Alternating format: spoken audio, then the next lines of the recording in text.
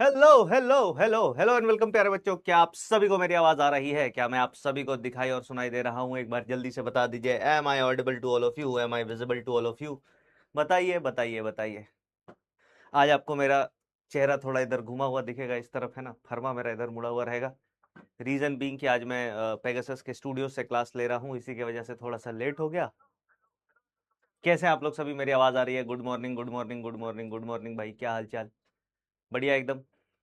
चलिए, तो आप सभी लोगों को परंपरा के अनुसार एसएम सर का नमस्कार और मेरे चरणों में आप सभी का कोटि कोटि प्रणाम स्वीकार करते हुए शुरू करते हैं आज का लेक्चर, है ना। आइए देखते हैं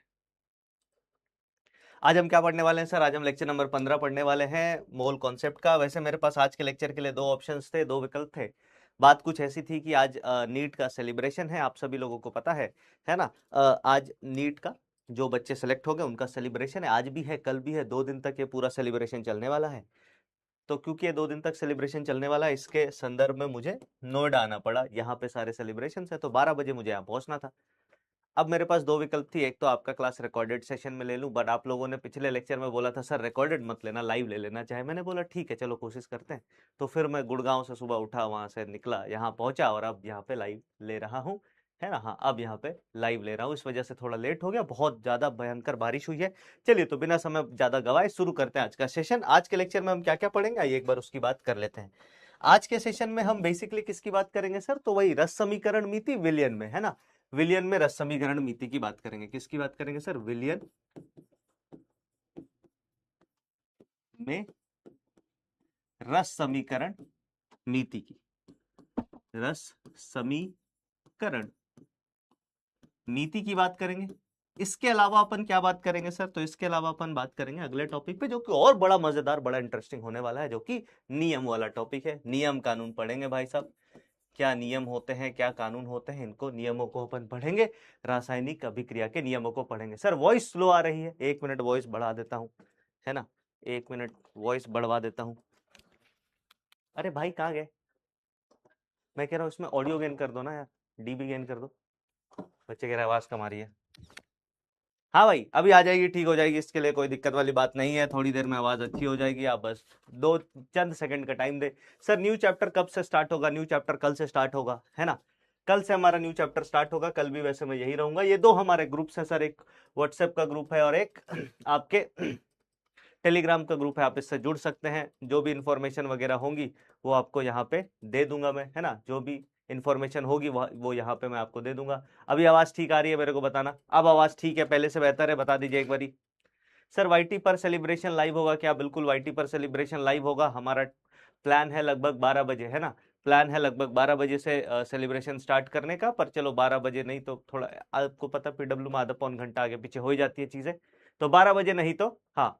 अभी भी वॉइस स्लो है या कुछ लोगों को वॉइस स्लो है? कितने लोगों को वॉइस स्लो आ रही है भाई? एक बारी पोल कर लेते हैं। लो ए पोल, हाँ वोट टाइप का पोल कर दिया। कितने लोगों को वॉइस वॉइस स्लो आ रही है बताइए।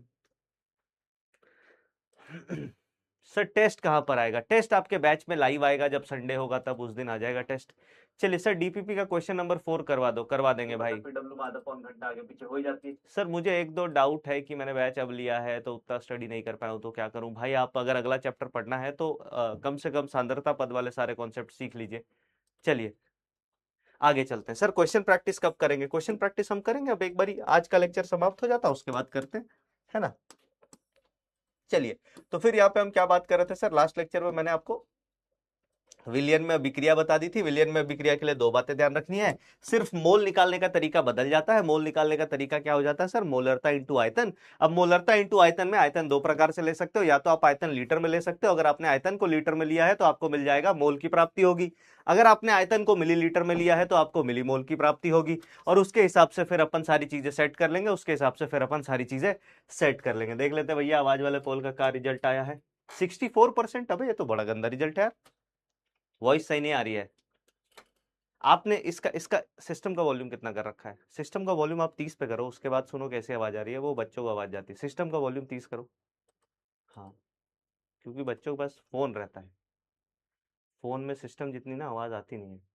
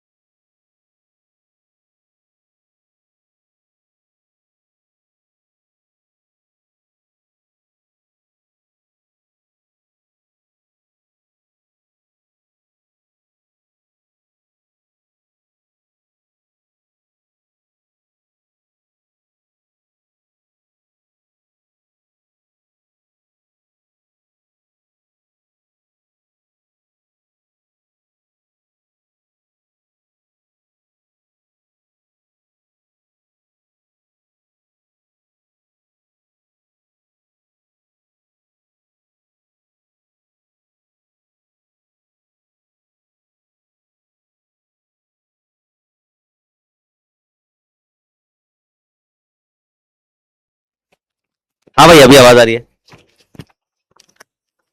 ले भैया 15-20 मिनट ट्रैफिक वाले ने लेट करा दिया। अब आवाज आ रही है, आ रही आवाज ऑडिबल ठीक है। हाँ तो मैं यही कह रहा था, आवाज मैंने अपने फोन में चेक कर लिया है, बहुत बेहतरीन तरीके से आवाज आ चुकी है, आवाज इज बैक, आवाज वापस आ चुकी है ना। हाँ और अभी भी आपको अच्छे से आवाज सुनाई दे रही होगी। उसके बाद अगर अपन बात करें तो मैं ये कह रहा था कि हमने लास्ट लेक्चर जो अंत किया था वो इसी के साथ किया था कि अगर हमें कभी भी रस समीकरण मिति लगानी हो किसमें, विलियन वाले रिएक्शंस में, तो हमें क्या करना होता है सर, हमें सबसे पहले मोल या मिलीमोल प्राप्त करने होते हैं। मोल या मिलीमोल प्राप्त करने के बाद फिर आप क्या करेंगे सर, फिर आप अभिक्रिया लिखेंगे, उसको संतुलित करेंगे, संतुलित अभिक्रिया में मोल मिलीमोल लिख करके लिमिटिंग रिएजेंट सीमांत अभिकारक निकालेंगे, सीमांत अभिकारक को निकालने के बाद फिर अपन फाइनल रिएक्शंस कर देंगे स्टोइकियोमेट्री लगा करके, हमें हमारे सवालों का आंसर मिल जाएगा, हमें हमारे सवालों का आंसर मिल जाएगा। क्या आप क्लियर है भाई, आवाज आ रही है? बताइए बताइए बताइए। आवाज इज बैक, हाँ हाँ हाँ। अब एक बारी पोल कर लेते हैं। मेरे को तो देखो आवाज सच में सही से सुनाई दे रही है, बाकी आपके सामने पोल है, आवाज सही आ रही है अब की नहीं आ रही है ये बता दो। चलिए शुरू करते हैं आगे। अगले पेज पे फिर हम क्या बात कर रहे थे सर, फिर मैंने आपके साथ कुछ कुछ सवाल खेले थे। सवालों में मैंने आयन की सांद्रता मेन तुमसे कराने स्टार्ट किया था, आयनों की सांद्रता करने के हमने 2 सवाल किए थे। यहीं से आज की क्लास की शुरुआत करेंगे, यहीं से आज की क्लास की शुरुआत करेंगे, आयनों की सांद्रता पे अपन खेलने वाले हैं। और उससे पहले मैं एक सवाल कराऊंगा, आज के लेक्चर का क्वेश्चन नंबर 1 है जिसको अपन C1 कह रहे हैं। सवाल यह है कि 2 मोलर सल्फ्यूरिक अम्ल के 12.6 लीटर विलयन को बनाने के लिए 98% W/W H2SO4 जिसका घनत्व इतना है का आयतन ज्ञात करो। यह बहुत ही प्यारा सवाल है। इसको करने के लिए मैं आपको टाइम दूंगा। स्टॉप कर देते हैं इस पोल को, रिजल्ट वाले पोल को। अब सबको आवाज बहुत अच्छे तरीके से आ रही है ना। इसको करने के लिए मैं पोल पे चला गया है ना। और या पोल नहीं करते, आराम आराम से करते हैं। ये बहुत प्यारा सवाल है, ये बहुत प्यारा सवाल है। देखो एक दीदी ने, कुश भाई है कि दीदी है, भाई ही होंगे, कुश भाई ने तुरंत आंसर कर दिया भाई, तुरंत ही आंसर कर दिया। ये हुई ना बात। हमें क्या क्या दे रखा है ये देख लेते हैं। कभी भी ऐसा सवाल होगा आपको एसएम सर ने आपके क्या बताया, कुछ नहीं करना है सर, सीधा जो बातें दी है पहले उसको स्पष्ट रूप से लिख लो।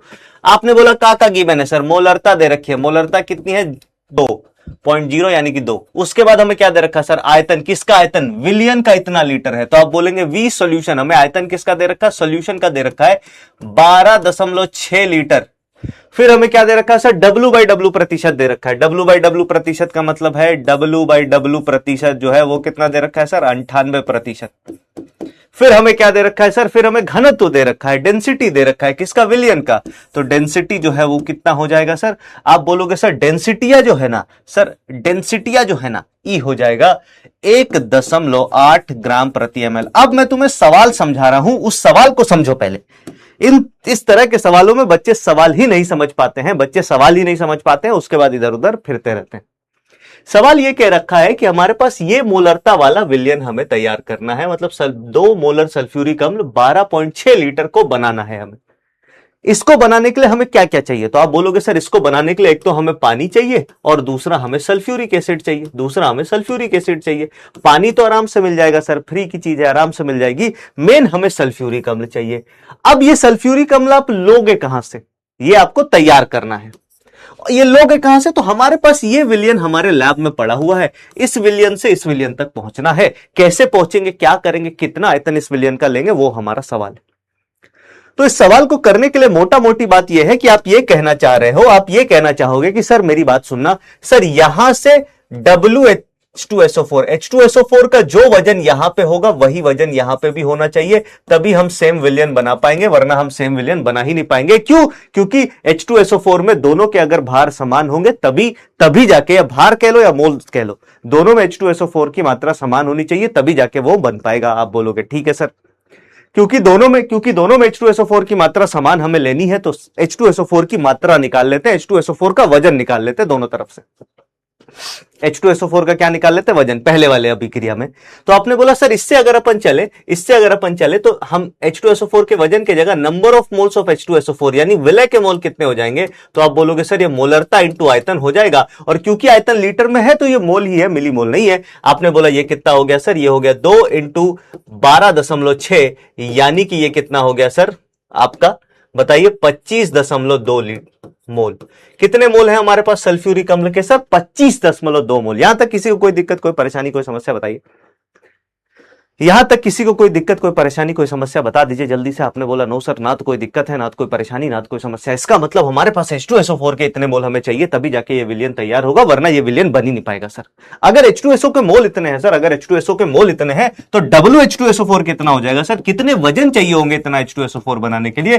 तो आप बोलोगे सर H2SO4 का जो वजन हमें चाहिए होगा ना, H2SO4 का जो वजन हमें चाहिए होगा वो कितना हो जाएगा सर? मोल्स ऑफ H2SO4 यानी कि 25.2 इंटू इसका मोलर भार जो कि होता है 98। आप इन दोनों को मल्टीप्लाई करके जल्दी से बता दीजिए कितना आ रहा। मत कीजिए मल्टीप्लाई, रुक जाइए। ए बाबू इतना ग्राम हमको H2SO4 चाहिए। इतना ग्राम H2SO4 कहां से मिलेगा जी? कहां से मिलेगा सर? सोर्स से लेकर के आएंगे। कहां से लेकर के आएंगे? सोर्स से लेकर के आएंगे। सोर्स कौन सा है सर? ये वाला है। इसका मतलब इस इक्वेशन की जब हम बात कर रहे होंगे, इसका मतलब है कि इस इक्वेशन की जब हम बात कर रहे होंगे तो इस इक्वेशन में हम बड़े आराम से ये बात लिख सकते हैं, इस इक्वेशन में हम बड़े आराम से ये बात लिख सकते हैं कि WH2SO4 बटे W विलियन जो होगा, बटे W विलियन जो होगा, यानी कि W सॉल्यूशन लिख देता हूं, इंटू 100 करेंगे तो ये है कितना सवाल में दे रखा है? ये है सर 98। कितना है मेरे भाई? 98 है।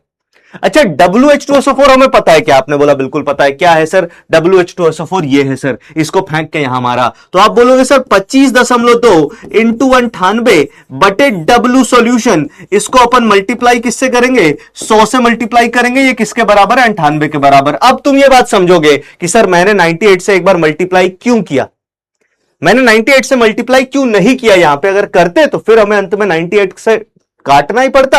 अब लो भैया 2 रुपए की पेंसिल और 98 से 98 कैंसिल, हमें W सॉल्यूशन मिल जाएगा। और आप W सॉल्यूशन जब यहां से निकालोगे, आप जब यहां से W सॉल्यूशन निकालोगे, W सॉल्यूशन का कितना भार हमें लेना पड़ेगा, तो आप बोलोगे सर ये हो गया कितना? ये हो गया 25.2 इंटू 100, यानी कि ये 2520 ग्राम हो गया।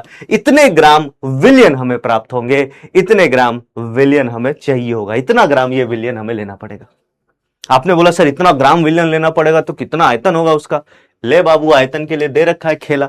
आप बोलोगे सर अगर हमें विलियन का भार पता है, विलियन का घनत्व तो दे रखा है कितना? 1.8 ग्राम प्रति ml, तो आप क्या बोलेंगे सर? आप बोलेंगे सर W सॉल्यूशन बटे वॉल्यूम ऑफ सॉल्यूशन, ये किसके बराबर होगा? घनत्व के बराबर, यानी कि 1.8 के बराबर। W सॉल्यूशन कितना दे रखा है सर? तो आप बोलोगे W सॉल्यूशन दे रखा है 2520। इसको अपन किससे भाग देंगे सर? इसको अपन V सॉल्यूशन से, सॉल्यूशन के आयतन से भाग देंगे सर। और ये किसके बराबर हो जाएगा? 1.8 के बराबर हो जाएगा। यहां से अपन V सॉल्यूशन यानी सॉल्यूशन का आयतन निकालेंगे तो ये आ गया 2520 बटे 1.8, और इसको सॉल्व करोगे तो ये कितना आ रहा है? जल्दी से एक बार बता दीजिए, फिर मैं आपको बताऊं ये सवाल कब और कहां पूछा गया था। फिर मैं आपको बताऊं ये सवाल कब और करेक्ट। कैलकुलेटर तो इधर आता है ना। हाँ, मैं एक बार कैलकुलेटर की मदद ले लेता हूं। कैलकुलेटर देवता हो चुके हैं प्रकट। 25 बटे 1.8, ये कितना आ गया सर? ये आ गया 1400, यानी कि हमारे पास 1400 मिलीलीटर इस विलियन का लेना पड़ेगा, यानी कि 1.4 लीटर लेना पड़ेगा। सवाल है जेई एडवांस का, सवाल है जेई एडवांस का। फिर से रिपीट कर देता हूं सवाल को। मुझे पता है जेई एडवांस सुनने के पहले या उसके बाद बहुत सारे बच्चे कंफ्यूज हो जाएंगे।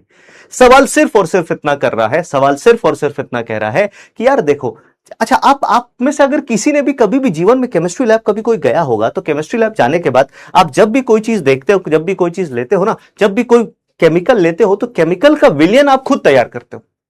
आप खुद तैयार करते हो तो एक सोर्स होता है, एक स्रोत होता है जहां से आप केमिकल उठाते हो और उसके बाद अपनी मन मर्जी का सांद्रता उसको बना लेते हो। तो हमें सवाल में बोला कि भाई हमें ये वाला तैयार करना है, ये वाला विलियन क्या करना है सर? तैयार करना है। इस वाले विलियन को तैयार करने के लिए, ये वाला विलियन हमें तैयार करना है, इस वाले विलियन को तैयार करने के लिए हमें क्या करना पड़ेगा? आप बोलोगे सर इस वाले विलियन को तैयार करने के लिए हमें ये वाला स्तोत्र दे रखा है। अच्छा, स्तोत्र का मतलब क्या है? आप समझिएगा कि सर इस विलियन में जितना भी सल्फ्यूरिक अम्ल होगा वो सब का सब कहां से आया? यहां से। तो ये हमें कितना चाहिए होगा, तो आप बोलोगे सर उतना ही चाहिए होगा जितना H2SO4 चाहिए। तो इसमें H2SO4 का भार इसमें H2SO4 के भार के बराबर होगा। यही ध्येय वाक्य है इस सवाल का, यही ध्येय वाक्य है इस सवाल का। तो मैंने क्या किया, मैंने बोला भाई पहले इस वाले विलियन में H2SO4 का भार निकालते हैं। इस वाले विलियन में जब H2SO4 का भार निकाला तो वो हमारे पास पहले मोल निकलेगा, मोलरता इंटू आयतन से, फिर मोल से मोलर मास से गुणा करके भार निकाल लिया। भार को मल्टीप्लाई नहीं किया, मल्टीप्लाई करेंगे तो फंस जाएंगे आगे। आप कभी भी ये बात याद रखना, मल्टीप्लाई पहले स्टेज पे मत किया करना, उसको रोको, अंत तक लेकर के जाओ। सवाल वाले नॉर्मली ऐसा सवाल बना के देते हैं कि अंततः वो कहीं ना कहीं खत्म ही हो जाएगा। फिर मैंने बोला अब आते हैं अपने सोर्स वाले, उस पे जो हमारे पास स्तोत्र था उस पे आते हैं। स्तोत्र के हिसाब से अगर हम देखें तो WH2SO4 बाई W पानी जो है वो W सॉल्यूशन जो है इंटू 100 98% दे रखा था, इसको लिखा। अब हमें यह बात पता है कि ये बाबू जो भार यहां WH2SO4 का आया था उतना ही भार हमें यहां से लेना पड़ेगा। तो हमने इसमें इसको फेंक के मारा, जैसे इसमें इसको फेंक के मारा, सॉल्व किया तो दो ही चीजें थी यहां पे, एक तो H2SO4 का भार, एक विलियन का भार। हमें विलियन का भार मिल गया, विलियन का भार पता लग गया, घनत्व तो पता है, विलियन का आयतन निकाल के फेंक के मारा मुंह में। क्या मेरी बात समझ में आ गई? अगर ये सवाल चमक गया है सर वॉल्यूम तो H2SO4 का निकालना था, नहीं आप फिर से पढ़िए सवाल आराम से। मैं फिर से आपको सवाल पढ़ाता हूं। सवाल कह रखा है कि 2 मोलर इतना सल्फ्यूरिक अम्ल के इतना विलियन को बनाने के लिए, इस विलियन को हमें तैयार करना है, ये रेडी करना है। इसको बनाने के लिए 98% वेट बाई वेट H2SO4 जिसका घनत्व इतना है का कितना आयतन आएगा ज्ञात करो। इस विलियन का कितना आयतन लेना पड़ेगा ताकि इतना H2SO4 बन पाए, इतना सल्फ्यूरिक अम्ल बन पाए। क्या मेरी ये बात क्लियर है? बताइए एक बार। अगर ये सवाल चमक गया है, मजा आ गया है तो दिख दीजिए, क्लोरोफिल वाला दिल बना दीजिए, फिर अपन आगे चलते हैं, है ना। एक बार ये सवाल चमक गया है तो क्लोरोफिल वाला दिल बना दीजिए, फिर अपन चलते हैं बाबू लोग आगे। बताइए बताइए बताइए। हाँ जी बताइए, क्या ये सवाल चमक गया आपको? मजेदार सवाल था भाई, धमाकेदार सवाल रखा था, है ना। हाँ, कैसा सवाल था सर? धमाकेदार सवाल था। जल्दी से एक बार क्लोरोफिल वाला दिल बना दीजिए। जिनको नहीं समझ में आया उनके लिए एक बार और रिपीट कर दे रहा हूं। इस सवाल में हमें यह विलियन तैयार करना था, यह विलियन दे रखा था। इस विलियन में H2SO4 का भार जितना होगा वो इस विलियन से आएगा, तो दोनों में H2SO4 का भार बराबर कर देना था। हमने पहले इक्वेशन से, पहले वाले मोलरता से यूज करके मोल निकाले H2SO4 के, फिर उसका भार निकाला, उसके भार को वेट बाई वेट परसेंटेज में रखा, विलियन का भार निकाल लिया। विलियन के भार को घनत्व के साथ, है ना, सॉल्व करके, विलियन के भार को घनत्व के साथ सॉल्व करके हमने फाइनली किसका भार निकाल लिया सर? सॉल्यूशन का आयतन निकाल लिया। आगे बढ़े क्या? जल्दी से बताइए।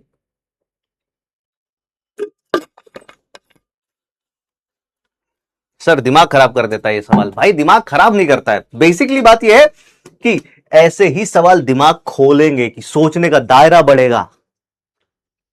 जे एडवांस के सवाल नहीं करोगे तो सोचने का दायरा नहीं बढ़ेगा बेटे। चलिए अब आगे चलते हैं। अब हम बात करेंगे सांद्रता की सवालों की। वापस से हम आते हैं, आयंस की सांद्रता आपको निकालनी है। क्या निकालनी है सर? आयंस की सांद्रता। पहले सिंपल सिंपल, फिर उसके बाद सवालों में आयन की सांद्रता। ठीक है, पहला सवाल, आपके पास एक डब्बा है, इस डब्बे में आराम से, आपके पास एक डब्बा है, इस डब्बे में है H2SO4 एक्वस। क्या है? H2SO4 aqueous.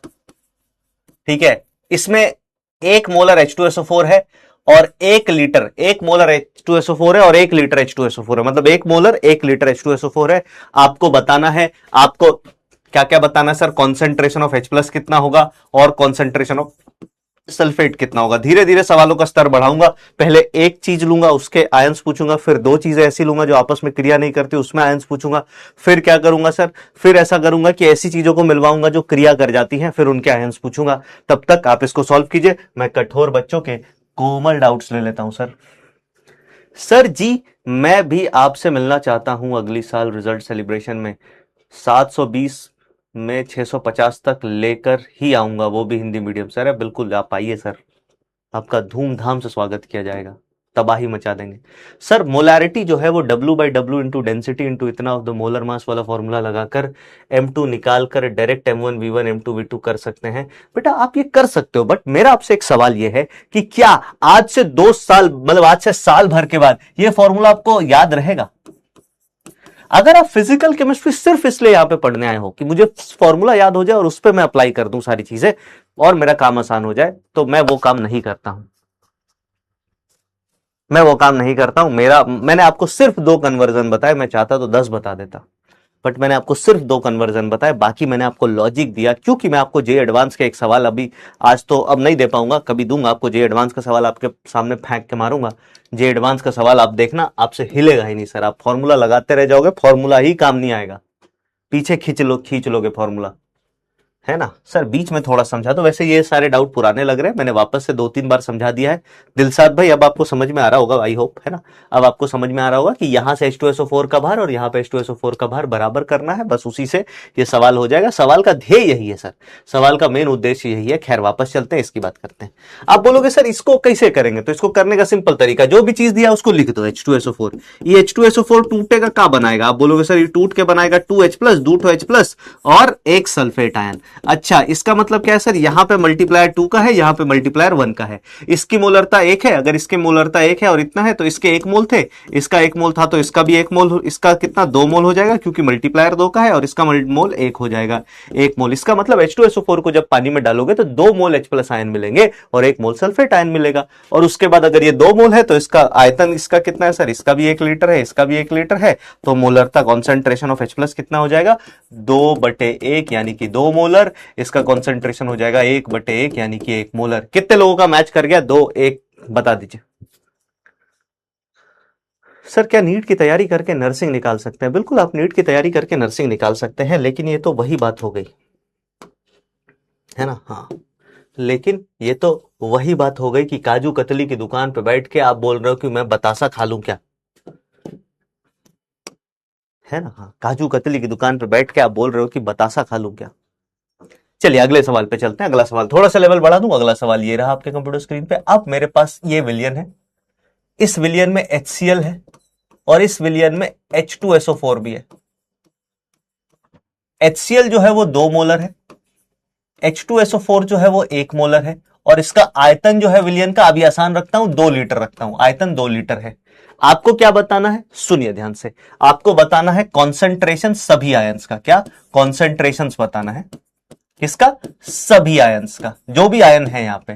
सबसे पहला मेरा सवाल आपसे यह है आयंस का, सबसे पहला मेरा सवाल यह है कि इस सवाल में आयंस कौन कौन से, पहले तुम ये पहचानो आयंस कौन कौन से, कोई बताएगा क्या मुझे, बताइए बताइए बताइए बताइए बताइए। आयंस कौन कौन से हैं, आयंस कौन कौन से, पहले ये पहचानो, फिर आगे सवाल करेंगे। सवाल तो कोई भी कर लेगा, बट आयंस पहले पहचानना सीखो कि क्या आपकी बेसिक्स मजबूत है। सर आपने इंस्टा से वीडियो भेजा है, पर मैं तो इंस्टा नहीं चलाती हूँ। कोई बात नहीं दीदी, तो आप उसको, वो वीडियो नहीं भेजा, वो बस मैंने भेजा था, है ना, कि आप लोगों के लिए भाई लोग, है ना, थोड़ा सा प्रोटेस्ट कर रहे हैं कि भाई नीट में सुधार की बहुत जरूरत है, बहुत जल्द आवश्यकता है ना। बहुत ही बढ़िया, देखो अब आंसर आना चालू हो गया। सर इसमें आयंस कौन कौन से, तो आप बोलेंगे सर जब हम HCl की बात करेंगे तो HCl में H+ आएगा और HCl में Cl- आएगा। सर जब हम H2SO4 की बात करेंगे तो इसमें भी H+ आएगा और इसमें भी SO4 2- आएगा। अब यहां पे सवाल में मजे की बात क्या है पता है, दोनों जगह से H+ आ रहा है। तो मेरा आपसे सवाल यह है कि अगर 2 जगह से आपको H+ प्राप्त हो रहा है तो क्या आप उनके मोल को जोड़ेंगे या घटाएंगे, क्या करेंगे। तो आइए इसको सॉल्व करते हैं। मैंने बोला, मैंने आपको क्या सिखाया, सिंपल टेक्निक सिखाई। आप HCl लिख दो, HCl किस में टूटेगा उसको लिख दो। तो आप बोलोगे सर HCl टूटेगा एक बार H+ में और एक बार टूटेगा किसमें, Cl- में। सर इनका मल्टीप्लायर क्या है, सर मल्टीप्लायर है 1। मल्टीप्लायर 1 क्यों है, क्योंकि एक HCl टूट के एक H+ और एक Cl- बना के देता है। वही अगर हम H2SO4 की बात करें सर, तो आप बोलोगे सर H2SO4 की अगर हम चर्चा करेंगे तो H2SO4 टूटेगा, H2SO4 टूट करके क्या बनाएगा सर, H+ बनाएगा और साथ में सल्फेट बनाएगा। कितने H+ मिलेंगे सर, H+ हमें 2 मिलेंगे, मतलब इसका मल्टीप्लायर 2 का है, इसका मल्टीप्लायर 1 का ही है। एक H2SO4 एक ही H+, मतलब 2 H+ बना के देता है और एक सल्फेट आयन बना करके देता है। अब आपको कुछ नहीं करना है सर, आपको क्या करना, प्रोसेस समझो। आपको जो भी पदार्थ दे रखे पहले उसके मोल निकाल लो। तो आप बोलोगे सर मोलरता इंटू आयतन, इन दोनों को मल्टीप्लाई करेंगे, 2 दूनी 4, तो इसके 4 मोल है हमारे पास। सर मोलरता इंटू आयतन, इसको मल्टीप्लाई करेंगे, 2 एकम 2, तो इसके 2 मोल हैं हमारे पास। अब इसके मोल से आप इनके जो आयंस आए हैं उनके मोल निकाल दीजिए, मल्टीप्लायर का ध्यान रखते हुए। 4 एकम 4, तो यहां पे हमें 4 मोल H+ मिलेगा। 4 एकम 4 तो हमें 4 मोल Cl माइनस मिलेगा। सर 2 दूनी 4 तो हमें यहां से 4 मोल H प्लस मिलेगा। सर 2 एकम 2 यहां से हमें 2 मोल सल्फेट आयन मिलेगा। और उसके बाद आपको क्या करना है सर, सबके नीचे आयतन लिख दो। हमारे पास आयतन कितना है सर, 2 लीटर है। आयतन कितना है सर इसका, 2 लीटर। आयतन कितना है सर, 2 लीटर। आयतन कितना है सर, 2 लीटर। आयतन कितना है, 2 लीटर। 2 ही लीटर में सब कुछ है। अब आप बोलेंगे हमें क्या निकालना है सर, हमें निकालना है सबसे पहले concentration of H plus ion. तो मजे की बात यह है कि H प्लस आयन यहां पे 2 जगहों से आया है, यहां से भी H प्लस मिल रहा है, यहां से भी H प्लस मिल रहा है। और अगर एक ही बर्तन के अंदर 2 जगह से आपने मान लेते हैं, आपके पास एक प्लेट था, उस प्लेट में आपकी माता जी ने 2 समोसे दे दिए और पिताजी ने 1 समोसा रख दिया, तो कुल समोसा निकालने के लिए कौन सा साइंस और कौन सी केमिस्ट्री का फॉर्मूला आपके लिए लगाना है, यह बता दो मुझे। क्या इसमें कोई केमिस्ट्री का फॉर्मूला लगेगा, क्या इसमें कोई साइंस का फॉर्मूला लगेगा? आंसर है नहीं। सीधी बात है सर, जितने जितने आए सबको जोड़ देंगे। तो आपने बोला है बाबू क्या हुआ बताना, हुआ ये है कि 4 मोल H प्लस यहां से आया है और कितना है जी, 4 मोल H प्लस यहां से आया। तो H प्लस के कुल मोल कितने हो गए जी, H प्लस के कुल मोल हो गए, आप बोलोगे सर 8 मोल हो गए कुल। 8 मोल को अपन किससे भाग देंगे जी, 8 मोल को आयतन से। आयतन कितना है, 2 ही लीटर है। आयतन को मत जोड़ देना क्योंकि उसी डब्बे के अंदर है ना, उसी डब्बे के अंदर है। तो आप बोलोगे सर 2 लीटर आयतन था, ये कितना हो गया, 4 मोलर आ गया। फिर हमने बोला कॉन्सेंट्रेशन ऑफ Cl माइनस कितना हो जाएगा जी, 4 इसके मोल है, 2 इसका आयतन है, ये कितना हो गया सर, 2 मोलर। फिर हम बोलेंगे सर एक बचा sulphate ion, concentration of sulphate ion कितना हो जाएगा जी, आप बोलोगे सर 2 इसके मोल है, आयतन भी 2 लीटर है, ये हो गया 1 मोल। क्या 1 मोलर? क्या मेरी बात सभी को समझ में आ गई? एक बार जल्दी से बता दीजिए, बताइए बताइए बताइए, बोलिए जी।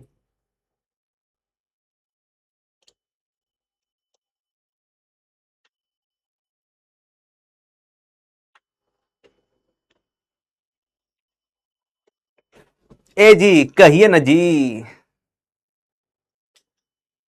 कहिए ना जी।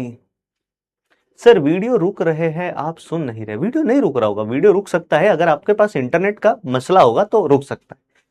कॉपी कर लिया, जल्दी से बताइए, फिर हम अगले पेज पे चलते हैं। अगला सवाल, अगले पेज पे अगला सवाल है ना, हाँ इसमें तुमको महारथी बना दूंगा, फिर आगे बढ़ेंगे।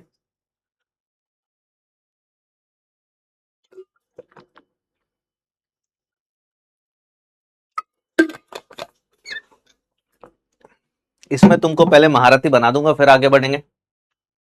सर आपका वीडियो फंस रहा है बार बार, किसी का नहीं फंस था, बार बार फंस रहा है। और किसी का फंस रहा है क्या वीडियो, और किसी का फंस रहा है क्या? सीकेल कर लिया, जल्दी से सीकेल का आंकड़ा 100 कर दीजिए। सीकेल का क्या मतलब है सर, सीकेल का मतलब है कॉपी कर लिया, है ना। सर एक सवाल लैंग्वेज टाइप का करवा दो। अरे लैंग्वेज टाइप का करवा दूंगा, अगला सवाल लैंग्वेज टाइप का करवा देता हूं। लो आओ, अगला सवाल लैंग्वेज में करा देते हैं। हाँ बारिश हो रही है बहुत जोरदार, है ना, बारिश के चलते ये दिक्कतें होंगी। चलो ठीक है। सर रेड पट्टा नहीं लगाया भाई, आज मेरे को दूसरी जगह पे आना था, है ना, और दूसरे टी शर्ट में लाल पट्टा लगा हुआ था, वो है नहीं अब मेरे पास, घर पे पड़ा हुआ है यार। चलिए तो एक बार अपन फिर से इसको रिपीट कर देते। इसमें क्या किया सर, हमारे पास 2 पदार्थ थे, दोनों पानी में वियोजित हो रहे थे, दोनों को वियोजित कर दिया। वियोजित करके दोनों के मोल अलग अलग निकाले, उनके मोल से उनके संघटकों के मोल निकाल लिए। संघटकों के मोल निकालने के बाद जो कॉमन है उसको जोड़ दिया, जैसे H प्लस यहां भी, H प्लस यहां भी, इनको जोड़ दिया सर।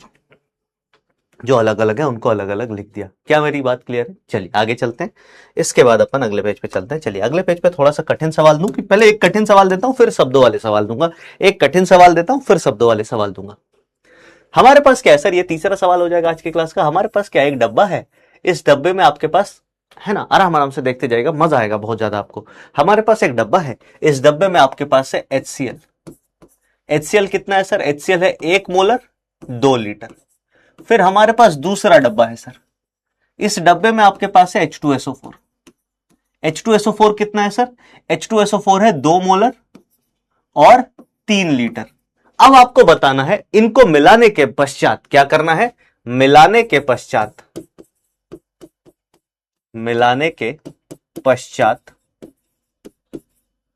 है ना, सभी आयंस की सांद्रता ज्ञात करें। आयंस की सांद्रता ज्ञात करें। चलिए जल्दी से निकालिए। जीरो आवाज नहीं आ रही है, जीरो आवाज बीच में थोड़ी देर के लिए आवाज गई है ना, अब वापस आ गई होगी। तो जो लोग थोड़ा सा पीछे लेक्चर में उनका कमेंट है ये, सर मेरी बहुत सारी क्लास बैकलॉग में उनको किस तरीके से मैनेज करूं। उनको मैनेज करने का देखो, जो लोग भी नए जुड़े हैं उनसे मैं ये कहूंगा कि आप अभी जो टेस्ट होगा ना, उस टेस्ट पे बहुत ज्यादा ध्यान मत दीजिए। टेस्ट वाले दिन आप कोशिश कीजिए कि बैकलॉग्स क्लियर करें, क्योंकि एक बार ये भाई ये बड़ा बुरा सिलसिला है ना, ये बड़ा बुरा सिलसिला। एक बार तुम बैकलॉग में फंस गए ना इस सर्कल में, तो बाहर नहीं निकल पाओगे भाई, बाहर नहीं निकल पाओगे। ठीक है, हाँ सर केमिस्ट्री समझ में नहीं आ रही, क्या करें? आप मेरे लेक्चर्स देखिए, आपको केमिस्ट्री समझ में भी आएगी, सवाल भी बनेंगे। सर टेस्ट कैसे आएगा प्लीज बता दीजिए। टेस्ट के बारे में बता दिया जाएगा आपको, बिल्कुल भी घबराना डरना नहीं है ना। चलिए तो अपन क्या देखते हैं सर कैसे करेंगे। तो आप सुनिएगा, इस बार थोड़ा सा मामला अलग है। मामला कैसे अलग है? इस बार दो अलग अलग विलयन है, उनको आपस में मिलाया गया है। तो कोई बात नहीं, प्रोसेस वही है। हमारे पास क्या है सर? HCl है। हमारे पास क्या है सर? HCl है। और फिर हमारे पास क्या है सर? H2SO4। HCl टूटेगा, क्या बनेगा सर? आप बोलोगे HCl टूट के H प्लस आयन बना के देगा और Cl माइनस आयन बना के देगा। सर H2SO4 टूटेगा, क्या बना के देगा सर? H2SO4 टूटेगा, आपको बना करके देगा H प्लस आयन और साथ में साथ सल्फेट आयन। तो इसके पास मतलब हमारे पास ये तीन आयन है, दो बार H प्लस आया। अब मल्टीप्लायर देखेंगे तो इसका मल्टीप्लायर 1 का है। मल्टीप्लायर का मतलब है कि एक अणु कितने आयन बना के दे रहा है। एक अणु एक H प्लस देता है, एक Cl माइनस देता है। एक H2SO4 का अणु दो H प्लस देता है और एक सल्फेट आयन देता है। तो इसका मल्टीप्लायर 2 और 1 का हो गया। अब मेरी बात आराम आराम से सुनिएगा, हमें दोनों के मोल्स निकालने। आपने बोला सर इसके मोल कितने हो जाएंगे? तो 2 एकम 2, इसके भैया 2 मोल है। इसके मोल कितने हो जाएंगे सर? 2 तिया 6, इसके कितने मोल है? 6 मोल है। इसका मतलब इसका 2 मोल, इसका 6 मोल। तो अब आप बोलेंगे सर इसके 2 मोल से 2 मोल हमें H प्लस प्राप्त हो जाएगा। सर हमें 2 मोल ये प्राप्त हो जाएगा। सर इसके 6 दूनी 12 मोल हमें H प्लस प्राप्त हो जाएगा और 6 एकम 6 मोल हमें क्या प्राप्त हो जाएगा? सल्फ्यूरिक अम्ल। अब मेरी बात यहां से सुनना, यहां के बाद बहुत सारे बच्चे आगे गलती करेंगे। क्या गलती करेंगे सर? फिर अगर मैं आपसे पूछूं कि sir concentration of H plus कितना होगा, तो आप बोलोगे ये बराबर हो जाएगा number of moles of H plus के मोल्स जो कि हमने निकाल रखे और अपॉन V सॉल्यूशन। अब मजे की बात यह है, मेरा आपसे अगला सवाल यह है कि V सॉल्यूशन कितना होगा अगर हमने इन दोनों को मिलाया है, 2 लीटर और 3 लीटर के विलयन को मिलाया है, तो नए विलयन का सॉल्यूशन कितना होगा बताइए। सर 26 को संडे वाले दिन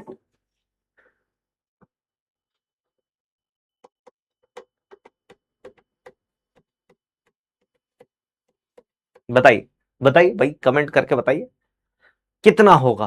प्रियांशी दीदी ने तुरंत आंसर कर दिया, बहुत ही बढ़िया। क्या होगा? 5। रूपाली दीदी ने भी आंसर कर दिया, बहुत बढ़िया। बजरंग भाई ने भी आंसर कर दिया। अब सबका आंसर एक एक करके आ रहा है, बहुत ही शानदार। तो आप बोलोगे ए सर 2 लीटर यहां था, 3 लीटर यहां था, टोटल 5 लीटर हो जाएगा। सर इसके पहले क्यों नहीं हुआ? क्योंकि इसके पहले एक ही डब्बे के अंदर दोनों थे, तो जो आयतन था वही आयतन रह गया। लेकिन यहां पे 2 अलग अलग डब्बा से पानी मिलाया है, तो अलग अलग डब्बा से पानी मिलाने पर टोटल आयतन का ध्यान रखें। और यहां पर मैं आपको एक आर है ना, GRB के फॉर्म में एक RBI देता हूं, GRB के फॉर्म में एक RBI देता हूं। ये RBI क्या कहता है, ध्यान से सुनिएगा। जब भी विलयन मिलाया जाए तो आयतन का ध्यान रखें, है ना। जब सॉल्यूशन मिलाए जाएं तब कुल आयतन का ध्यान रखें, कुल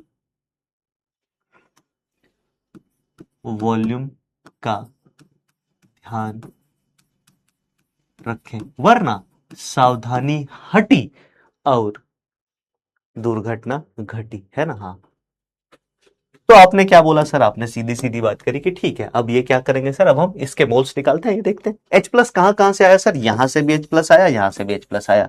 2 प्लस 12 कितना हो गया? 14। तो आपने बोला इसके नंबर ऑफ मोल्स कितने हैं? 14। और वॉल्यूम ऑफ सॉल्यूशन कितना है? 5। तो 14/5 करेंगे कितना आ जाएगा सर? बोलो बोलो बोलो। 14/5 करेंगे कितना आ जाएगा? 2.8 मोलर, 2.8 मोलर ये है ना। फिर H प्लस के बाद अगर हम आगे चले सर, फिर हम बात करेंगे कॉन्सेंट्रेशन ऑफ Cl माइनस का। Cl माइनस का कॉन्सेंट्रेशन क्या होगा? आप बोलोगे सर Cl माइनस के मोल यहां से आए, लेकिन इसमें और इसमें विलयन मिलने के कारण आयतन कुल बढ़ गया तो सांद्रता कम हो जाएगी। जब सिर्फ आयतन बढ़ रहा है तो सांद्रता कम होगी। तो आप बोलोगे इसके मोल्स तो 2 हैं सर, बट आयतन 5 हो गए, इसका मतलब ये हो गया 0.4 मोलर। और लास्ट में अगर हम बात करें किसकी सर, सल्फेट आयन की, सल्फेट के मोल कितने हैं सर, आप बोलेंगे सल्फेट के मोल जो है वो 6 है और आयतन 5 लीटर है, ये हो गया 1.2 मोलर। कितना हो गया, 1.2 मोलर। क्या मेरी ये बात क्लियर है, बताइए। हाँ, इज माई दिस टॉक एकदम चकाचक क्लियर? सर आरबीआई का मतलब क्या होता है? आरबीआई का मतलब है राम बाण इलाज, ऐसी चीजें जो तुम्हें मेहनत करने से बचाएंगी, सवालों को गलत करने से बचाएंगी। अच्छा सवाल था, एक और बेहतरीन सवाल फेंक के मारू। अब इसके बाद एक लेवल और ऊपर लेके चलूंगा कि इस लेवल तक आप सैचुरेट हो गए होगी। ए भैया ये सब ना कराइए जी, हमको आसान आसान कराइए कि हम देखें और खुश हो जाएं। हम खुश होना चाहते हैं, सिलेक्शन तो देख लेंगे पर खुशी ज्यादा जरूरी है। पहला टारगेट है हमारा खुशी, है ना? सब सवाल आना चाहिए हमें, हाँ सब सवाल हमें आना चाहिए। हाँ, चाहे आप हर बार यही सवाल करा दो कि ये 4 ग्राम पानी में मिलाया 3 लीटर, 4 ग्राम NaOH पानी मिलाया 3 लीटर पानी में मोलरता कितना होगा, यही वाला सवाल 25 ठो करा दो सर, घुमा फिरा के। फिर रिपीट कर देता हूं, समझिए ध्यान से, जिनको नहीं समझ में आया। इस बार हमने 2 अलग अलग विलयनों को मिलाया था। अभी तक हम जो भी सवाल कर रहे थे उसमें एक ही डब्बे में माल पड़ा हुआ था, सारा का सारा जो भी एसिड बेस्ड कुछ भी था वो एक ही डब्बे में था। अब हमने क्या किया सर, अब हमने मिलाया है विलयनों को, और विलयनों को मिलाने के बाद आयतन जुड़ जाता है, कुल आयतन बढ़ जाएगा। कुल आयतन बढ़ जाएगा तो हमारे पास टोटल आयतन को सबसे पहले ध्यान रखना है, बाकी प्रोसेस वही। आप सभी घटकों के मोल्स निकाल लीजिए, सभी घटकों के मोल को टोटल आयतन से भाग कर दीजिएगा, आपको आपके सवाल का जवाब मिल जाएगा। सर जीआरबी का मतलब क्या है? जीआरबी का मतलब है ज्ञान रूपी बादल,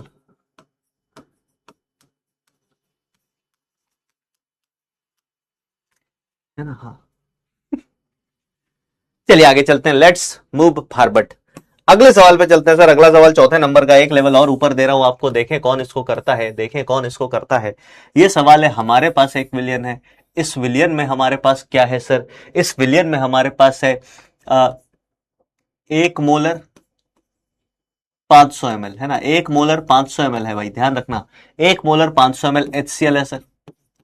और इसी विलयन में हमने क्या मिला दिया, इसी विलयन में हमने क्या मिला दिया sir, 2 molar 1500 ml sodium hydroxide.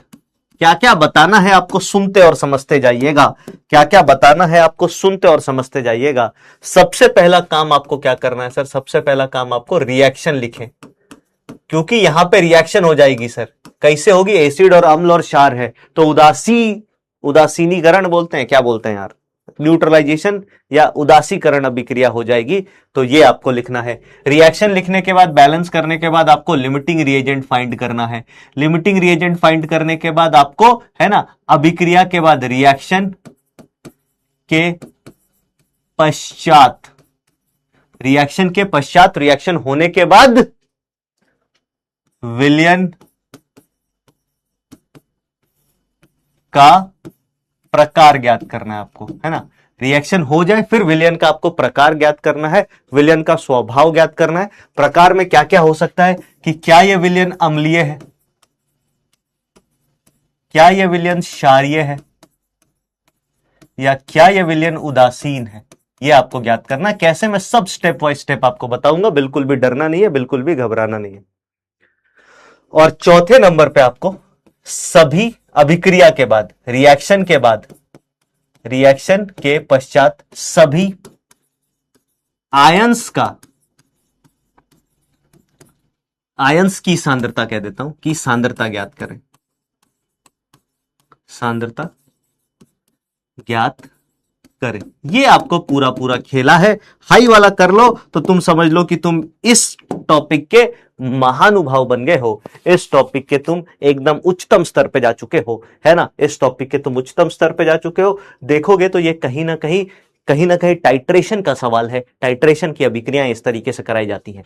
हम क्या करेंगे सर, सबसे पहले अभिक्रिया लिख लेते हैं। हमारे पास अभिक्रिया क्या होगा सर, आप बोलोगे HCl जो है वो अभिक्रिया करेगा किसके साथ सर, NaOH के साथ, सोडियम हाइड्रोक्साइड के साथ, और ये आपको क्या बना के देगा सर, ये आपको बना के देगा NaCl और साथ में पानी। कोई दिक्कत किसी को, कोई परेशानी, बोलिए इस बात से कोई दिक्कत? क्या ये अभिक्रिया संतुलित है? आप बोलेंगे हाँ सर ये अभिक्रिया संतुलित है, ये अभिक्रिया संतुलित है, बहुत ही बढ़िया। रिएक्शन लिख लिया, अभिक्रिया संतुलित कर ली, पहला काम हो गया सर।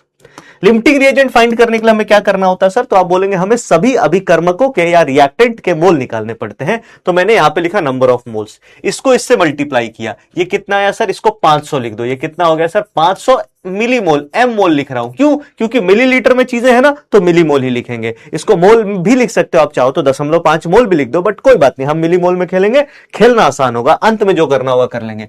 2 इंटू 15 करेंगे तो 2 इंटू 1500 करेंगे तो ये कितना हो गया सर, आप बोलोगे ये हो गया 3000 मिलीमोल। कितना हो गया मेरे भाई, 3000 एम मोल, हाँ है ना, आप बोलोगे हाँ सर, कोई दिक्कत कोई परेशानी नहीं। इसका मतलब ये हमारे पास 500 मिलीमोल है, 500 एम मोल है सर, ये हमारे पास 3000 एम मोल है सर। अब मेरे को एक सीधा सीधा सवाल का जवाब दे दो बेटा, ये 500 ये 3000, और आप सभी को पता है दोनों के आगे रस समीकरण मिति का मानक जो है वो 1 है, दोनों के आगे रस समीकरण मिति की संख्या 1 है, तो अपन क्या लिखेंगे यहां पे, अपन सीधा सीधा लिख सकते हैं कि बाबू भैया LR कौन सा होगा, ए बाबू भैया, बाबू भैया बताइए LR कौन सा होगा, बोलो भाई LR कौन सा होगा। आप बोलोगे सर LR HCl होगा, इसके मोलवा कम है ना। अगर छोटका R निकालोगे तो ये 500/1 और ये 3000/1 3 है, ई वाला छोटका हो तो ई LR होगा, तो LR कौन हो गया HCl। अब मेरी बात सीधा सीधा सुनना, अबे अगर कभी भी उदासीनीकरण अभिक्रिया में एक आपको फिर से RBI फेंक के आपके मुंह पे मार रहा हूं, देख लो इसको #RBI। हम बात किसकी कर रहे हैं सर, न्यूट्रलाइजेशन, RBI। किसकी बात कर रहे हैं सर, कौन सी अभिक्रिया, न्यूट्रलाइजेशन में, न्यूट्रलाइजेशन में अगर लिमिटिंग रिएजेंट अम्ल हुआ तो माध्यम क्षारीय, ठीक है। LR अगर क्षार हुआ तो माध्यम अम्लीय। सर ये कैसे लिख दे रहे हो, अबे सीधी सीधी बात है, अम्ल है और क्षार है, जीवन का यही सार है ना, हाँ अम्ल है और क्षार है। अगर अम्ल लिमिटिंग रिएजेंट है इसका मतलब अम्ल पूरी तरीके से खपत हो जाएगा, और जिसका खपत हो गया वो बचेगा नहीं, बचेगा कौन, दूसरा वाला बचा तो उस जो बच गया वो डोमिनेट करेगा सर। तभी तो ऐसा कहते हैं, आप लोगों के प्रिपरेशन में ये बात कही जाती है, जो अंत तक टिक गया ना पढ़ते पढ़ते, जिसने अंत तक सिर्फ पढ़ाई कर ली, सिर्फ फॉलो कर लिया, कुछ बहुत अलग नहीं भी किया ना, वो भी अच्छा कर जाएगा, वो भी अच्छा कर जाएगा। क्या मेरी बात समझ में आई। तो रिएक्शन के पश्चात विलयन का प्रकार क्या होगा, आप बोलेंगे सर अम्ल खत्म हो जा रहा है तो बच कौन जाएगा, क्षार बच जाएगा, तो ये क्या हो जाएगा सर, क्षारीय हो जाएगा। इसका जवाब क्षारीय हो गया। क्यों, बात समझ में आई। अब आप बोलोगे सर अगर दोनों बराबर हो तो, दोनों LR हो जाए तो उस केस में उदासीन हो जाएगा सिस्टम, उदासीन हो जाएगा, मतलब जितना अम्ल चाहिए उतना ही क्षार है। पूर्ण अभिक्रिया अगर हो गई, कुछ भी नहीं बच रहा है, तो उदासीन हो जाता है सिस्टम, तो उदासीन हो जाता है सिस्टम। कुछ लोग कह रहे हैं सर लिमिटिंग रिएजेंट कैसे पता करें। लिमिटिंग रिएजेंट पता करने के लिए आपको देखना होगा लेक्चर नंबर 7 या 8, हाँ वहां पे हमने लिमिटिंग रिएजेंट निकालना सीखा। मोल्स निकालिए, मोल्स निकालने के बाद पहले अभिक्रिया लिखिए, रस समीकरण मिति से बैलेंस कीजिए उसको, फिर मोल्स निकालने के बाद सभी के मोल्स को रस समीकरण मितीय गुणांक से भाग कीजिए, ये भाग को रेशियो R बोलेंगे, R जिसके लिए सबसे छोटा आएगा वही आंसर हो जाएगा। खैर वापस चलते हैं आगे। तो आपने बोला ये सब आ गया, हाँ सर ये सब आ गया। अब करते हैं अभिक्रिया, भी तो है रिएक्शन के पश्चात सभी आयंस की सांद्रता, तो हमें पहले रिएक्शन कराना पड़ेगा। आपने बोला है बाबू ये 500 मिलीमोल रहो, ये 300 मिलीमोल रहो, ये नील बटा सनाटा, ये नील बटा सनाटा, शुरू में तो प्रोडक्ट होता ही नहीं है। अब मेरे को बताइए कितना हो जाएगा, आप बोलोगे हाई वाला 0 हो जाएगा सर, ये हम लिख रहे हैं आफ्टर रिएक्शन अभिक्रिया के बाद। ई वाला सर 500 से 0 हो जाएगा, ये 3000 में से कितना बचेगा, तो आप बोलोगे सर देखो सीधी सीधी बात है कि सर 1 मोल से 1 मोल रिएक्ट करता है, तो 500 में से 500 रिएक्ट कर जाएगा, इसका मतलब 3000 था, 500 चल गया भैया रिएक्ट करने, तो इतने मिलीमोल ये बच गया सर, इतने मिलीमोल ये एम मोल ये बच गया। फिर NaCl की बात करें, NaCl कितना बना सर, तो एक से एक बनता है तो 500 मिलीमोल से 500 मिलीमोल बन गया सर। और पानी कितना बन जाएगा मेरे भाई, 500 मिलीमोल एम मोल। पानी कितना बन जाएगा, पानी भी एक से एक बनता है तो 500 एम मोल बन जाएगा सर, 500 मिलीमोल बन जाएगा। अब सुनना मेरी बात ध्यान से, अब सुनना सर, एलआर का मतलब क्या होता है, एलआर का मतलब लिमिटिंग रिएजेंट, सीमांत अभिकारक होता है। अब सुनना मेरी बात ध्यान से, अब हमारे पास विलयन में NaOH है, बचा क्या, सोडियम हाइड्रोक्साइड बचा, HCl बचा और पानी बचा। अगला सवाल मेरा आपसे है, बहुत ही सनसनीखेज सवाल है, न्यूज़पेपर में आने वाला सवाल है, न्यूज़पेपर में आने वाला सवाल है कि सर क्या पानी आयंस में वियोजित होगा, क्या पानी में आयंस होंगे, क्या पानी का आयंस होगा, बताओ मेरे को, क्या ये आयनिक यौगिक है, क्या इसको आयंस में अपन तोड़ सकते हैं कि नहीं तोड़ सकते? सबसे पहला सवाल ये बता दो, क्योंकि कुछ लोग इसको पानी में तोड़ेंगे, इसको आयंस में तोड़ देंगे H+ और H- और वही बेड़ा गर्क हो जाएगा उनका।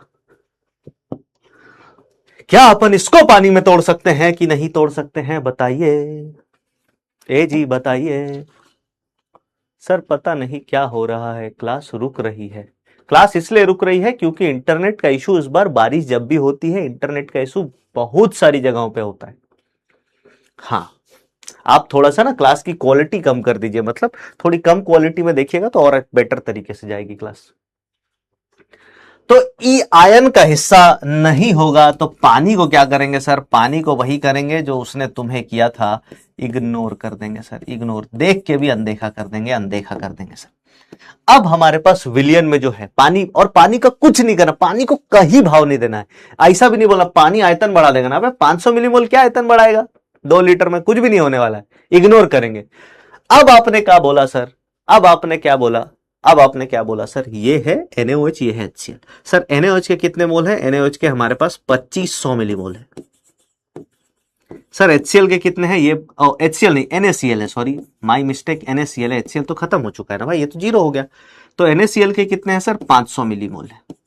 अब आप क्या बोलेंगे जी, अब आप बोलेंगे ये सर ई टूटेगा और टूट के का बनाएगा, ई टूट के बनाएगा सर Na+ और साथ में OH-। सर हाई वाला भी टूटेगा, हाँ टूटेगा, टूट के का बनाएगा सर, ये बनाएगा Na+ और Cl-।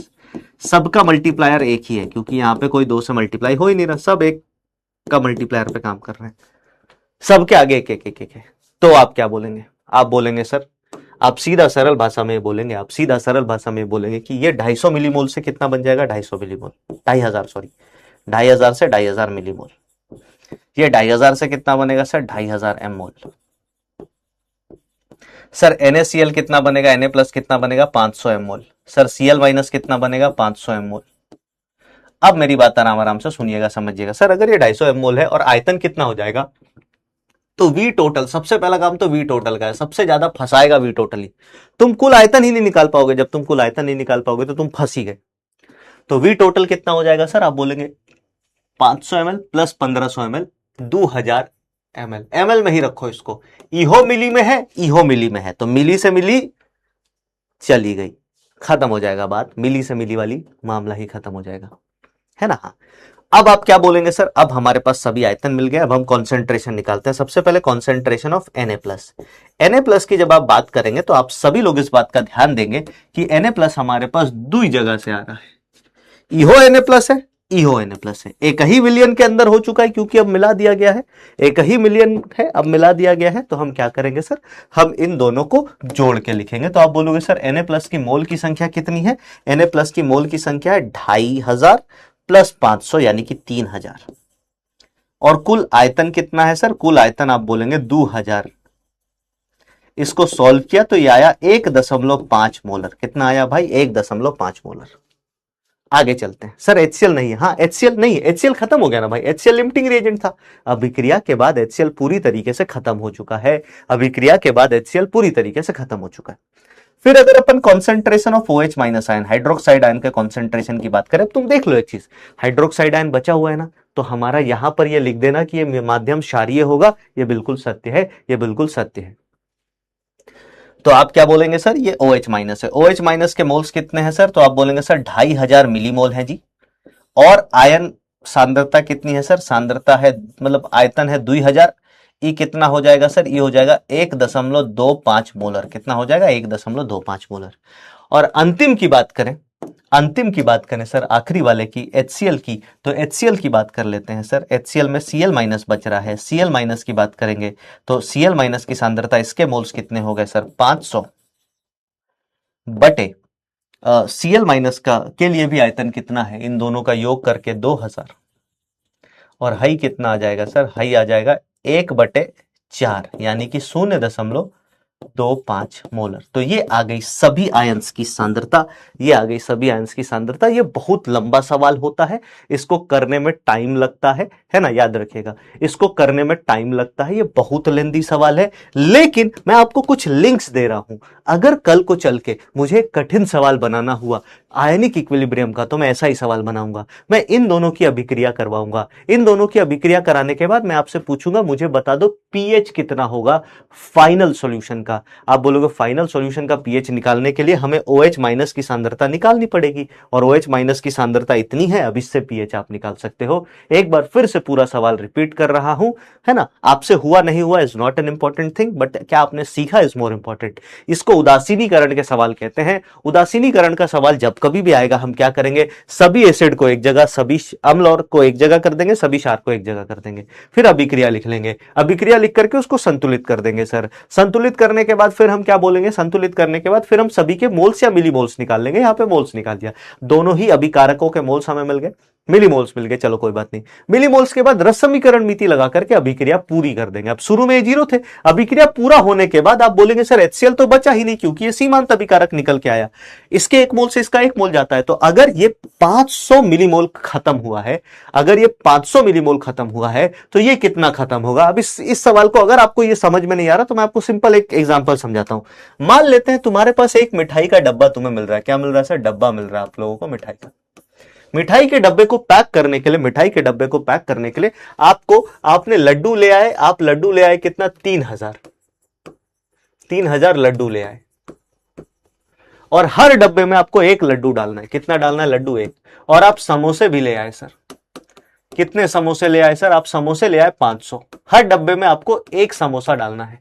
अब मुझे यह बताना, जब हम सारे डब्बे पैक कर चुके होंगे जिसमें 1 समोसा और 1 लड्डू हो, उसके बाद कितने लड्डू बच जाएंगे, बताना भाई, कितने लड्डू बच जाएंगे, बताओ भाई, कितने लड्डू हैं जो बच जाएंगे, बोलो। आप बोलोगे सर 500 समोसा के साथ 500 लड्डू फिट कर दिया, 500 तो गए, बच कितने गए, 2500। वही सेम चीज यहां पे है सर, 500 HCl के साथ 500 NaOH रिएक्ट कर जाते हैं सर, रिएक्ट करके खत्म हो जाते हैं। अगर 500, अबे थे 3000, 500 चले गए रिएक्ट कर गए मतलब, और तो बचे कितने, तो आपने बोला 3000 में से 500 माइनस कर दो कि 2500 आते हैं, तो 2500 हो गया। और फिर इस तरीके से अपन ने सारी चीजें निकाली और इसको सॉल्व किया। क्या मेरी बात समझ में आ गई। ये एक कठिन लेवल का सवाल है। अगर बहुत टफ, सर शॉर्ट नोट्स कैसे बनाए, देखो शॉर्ट नोट्स बनाने का एक बड़ा ही सिंपल सा तरीका है, जो मैं आपको लेक्चर एंड होने के बाद, चैप्टर एंड होने के बाद बताऊंगा। वैसे आप सभी लोगों को कॉन्साइज नोट्स नाम का, है ना, अगर आप स्टडी मटेरियल वाले सेगमेंट में जाएंगे तो आपको हर दिन का कॉन्साइज नोट्स मिल जाता है, उसको प्लीज एक बार पढ़ा कीजिए। कॉन्साइज नोट्स फ्री में मिलता है, AI से बना के, PW आपके लिए आपको बना के देता है, उसको पढ़िए सर। ये सारी चीजें जो आपको मिली है उनका प्रयोग कीजिए। ये सारी चीजें जो आपको मिली सर, 2500 बटे 500 होगा ना, 500 कैसे होगा भाई, 500 ml इसका था, 1500 ml इसका था, 500 ml और 1500 ml मिलाया तो 500 ml रहेगा। ये वाला मैथ समझ नहीं आ रहा हमको। अबे दोनों जुड़ जाएंगे ना, आयतन तो जुड़ेगा ना। दो लिख, तुम सोचो एक ग्लास में 1500 ml पानी है, दूसरे लोटे में 500 ml पानी है, दोनों को मिला दिया तो फाइनल पानी कितना होगा। चलिए, तो आई होप यहां तक आपको सारी बातें चमक रही होगी। हाँ, मैं लेटर पार्ट पे जैसे सवाल कहां से शुरू किया था, सोचो तुमको किस लेवल से उठाना चालू किया। देखो तुम्हारे साथ जो खेला चालू किया था इस लेवल पे किया था कि हमारे पास HCl है भाई, तुमको बताना है कितनी सांद्रता H+ और Cl- की। फिर एक सवाल ऊपर दिया, फिर एक सवाल ऊपर दिया जिसमें BaCl2, मतलब मल्टीप्लायर बदल गया, अब इसमें है ना क्लोराइड आयन 2 गुना आ जाएगा, उसका सवाल कराया। फिर यहां से तुमको उठाना चालू किया। चलो ये तो एक एडवांस टाइप का सवाल था जो कि आपको कराया आज के। फिर उसके बाद अगले सवाल पे अपन चले, अगले सवाल पे फिर से H2SO4 2 के मल्टीप्लायर वाला सवाल कराया। फिर दो चीजों को मिला करके एक ही डब्बे में मिला करके सवाल कराया। फिर दो चीजों को अलग अलग डब्बों में मिलाया जिससे आयतन जुड़ता है। जब अलग अलग डब्बों में चीजें मिलेंगी तो आयतन जुड़ता है सर, उसका सवाल कराया। और अंत में हमने उदासीनीकरण का भी सवाल कर लिया, अंत में हमने उदासीनीकरण का भी सवाल कर लिया। सर 2000 कहां से आया, 2000 बेटा 8 नवंबर की तारीख थी, है ना। हाँ, उस दिन रात के 8:30-9 बजे एक इंसान आया और उसने बोला कि अब ये बंद हो रहे हैं, ये चालू हो रहे हैं, तो आया 2000।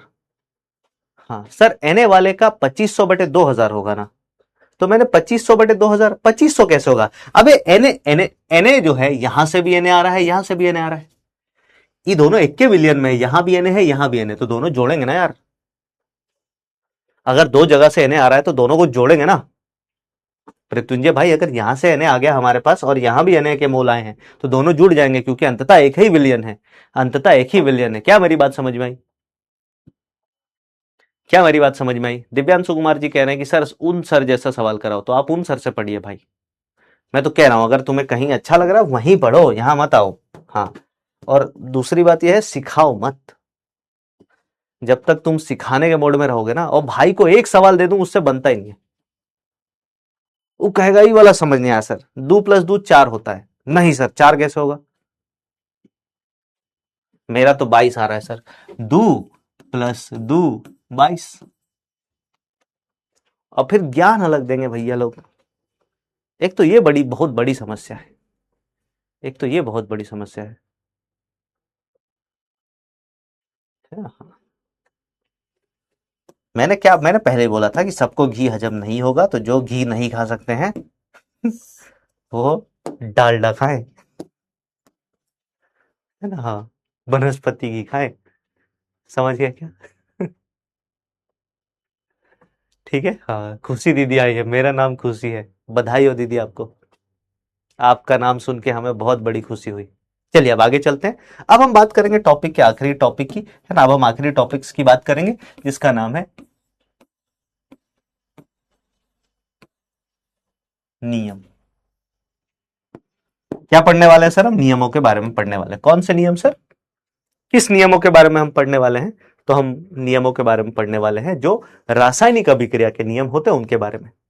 यहां से मैं आपको यह बात बता देता हूं, नॉट इंपॉर्टेंट फॉर एग्जामिनेशन, ये इंपॉर्टेंट टॉपिक नहीं है। अब मेरा आपसे दो चीज है, क्या नियम पे हम बहुत ज्यादा समय व्यतीत करें या कम समय व्यतीत करें और शॉर्ट फॉर्म में सीखें और आगे चले? बताइए, क्या नियमों पे हम बहुत ज्यादा समय व्यतीत करें या कम समय व्यतीत करके आगे बढ़ जाएं? जैसा आप कहेंगे वैसा कर लेते हैं, बताइए। हाँ सर, आप तो रोस्ट कर देते हो। अबे अब क्या भाई, मैंने तुम्हें एकदम बेसिक लेवल का सवाल करा दिया, फिर उससे हल्का ऊपर कराया, फिर उसी लेवल पे 2 सवाल कराए, फिर एक लेवल और ऊपर ले गया, फिर एक लेवल और ऊपर ले गया, फिर बोला ऐसा सवाल देखो एडवांस वगैरह में आ जाते हैं। इतना टाइम दे रहा हूं तुम्हें एक टॉपिक समझाने में, है ना? इतना टाइम तुम्हें एक टॉपिक समझाने में दे रहा हूं और तुम्हें ऐसा लग रहा होगा कि ये तो समय खराब कर रहा है। यही सब चीजें तुम आगे चल के लिक्विड सॉल्यूशन में थोड़ा बहुत सीखोगे, और यही सब चीजें आगे चल के तुम पूरा का पूरा आयनिक इक्विलिब्रियम यही करना है तुम्हें। शॉर्ट में समझाते हैं ना? हाँ, इसमें शॉर्ट में समझाते हैं, समय बचेगा फिर सवाल करेंगे वापस से। तो चलिए एक एक करके चलते हैं। इसी के लिए मैं इसको लिख के मतलब स्क्रीनशॉट्स लेकर के आया हूं, है ना? बुक्स की स्क्रीनशॉट लेकर के आया हूं। सारे नियम कानून फिक्स होते हैं, तय होते हैं, कुछ इसमें बदलना है नहीं। सबसे पहले नियम की बात करें तो सबसे पहला नियम जो है उसको क्या बोलते हैं सर? सबसे पहला नियम जो है हमारे पास वो क्या है ना? वो क्या है सर? पदार्थ के अविनाशिता का नियम या द्रव्यमान संरक्षण का नियम। अंग्रेजी में इसको क्या कहते हैं? अंग्रेजी में लिख देता हूं। अंग्रेजी में इसको कहते हैं law of conservation of mass. Law of conservation of mass, द्रव्यमान संरक्षण का यह नियम है। द्रव्यमान संरक्षण का नियम इस दुनिया का सबसे आसान नियम है, आप सभी लोगों को यह बात पता है। सबसे पहला और सबसे इंपॉर्टेंट बात क्या? अच्छा एक चीज और, इन सब टॉपिक में ना ये मत समझना कि इन सब टॉपिक में अगर अपन ने पीएचडी कर ली तो बहुत तोड़ लिया, कुछ नहीं, इनका कोई फायदा नहीं है भाई। एग्जाम में सवाल नहीं आता है इनसे। आ भी जाएगा तो मैं तुम्हें जो आरबीआई दे दूंगा, उस आरबीआई के सामने सवाल की औकात नहीं होगी, कुछ ये भी बता देता हूं। हाँ जी, हाँ। तो सबसे पहला लाइन इसमें क्या लिख रखा है सर? यह नियम 1977 में लेवॉइजर अंकल ने प्रतिपादित किया था। इसको अपन लिख लेंगे क्या? #DKT।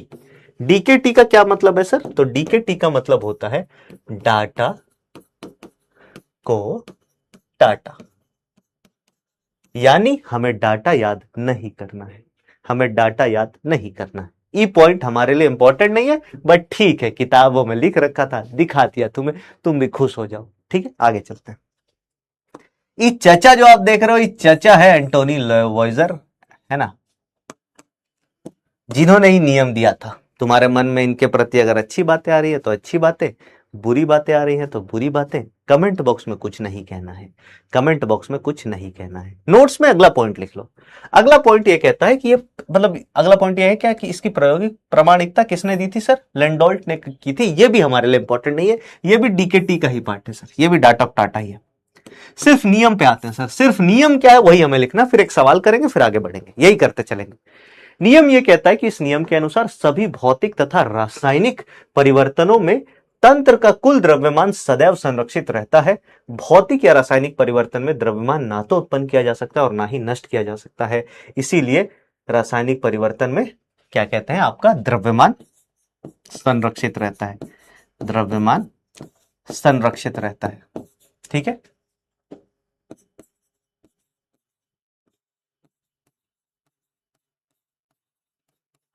इसी के लिए क्या होता है भाई, द्रव्यमान संरक्षित रहता है। ये वाला पॉइंट लिख लीजिए बस, ये आखिरी लाइन लिख लीजिए। इससे रिलेटेड कुछ बातें हैं वो मैं आपको बताना चाहूंगा, उसको बड़े ही ध्यान से सुनिएगा। ये जो भी नियम है, कोई भी नियम, कोई सा भी नियम,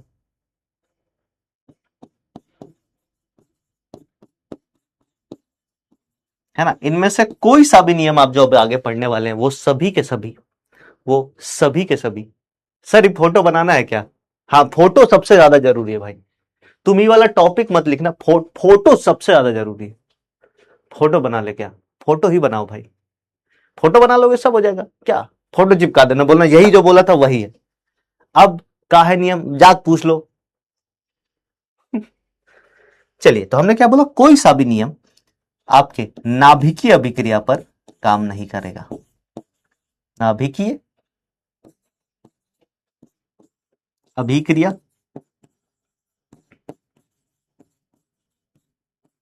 नाभिकीय अभिक्रिया का क्या मतलब है सर? न्यूक्लियर रिएक्शन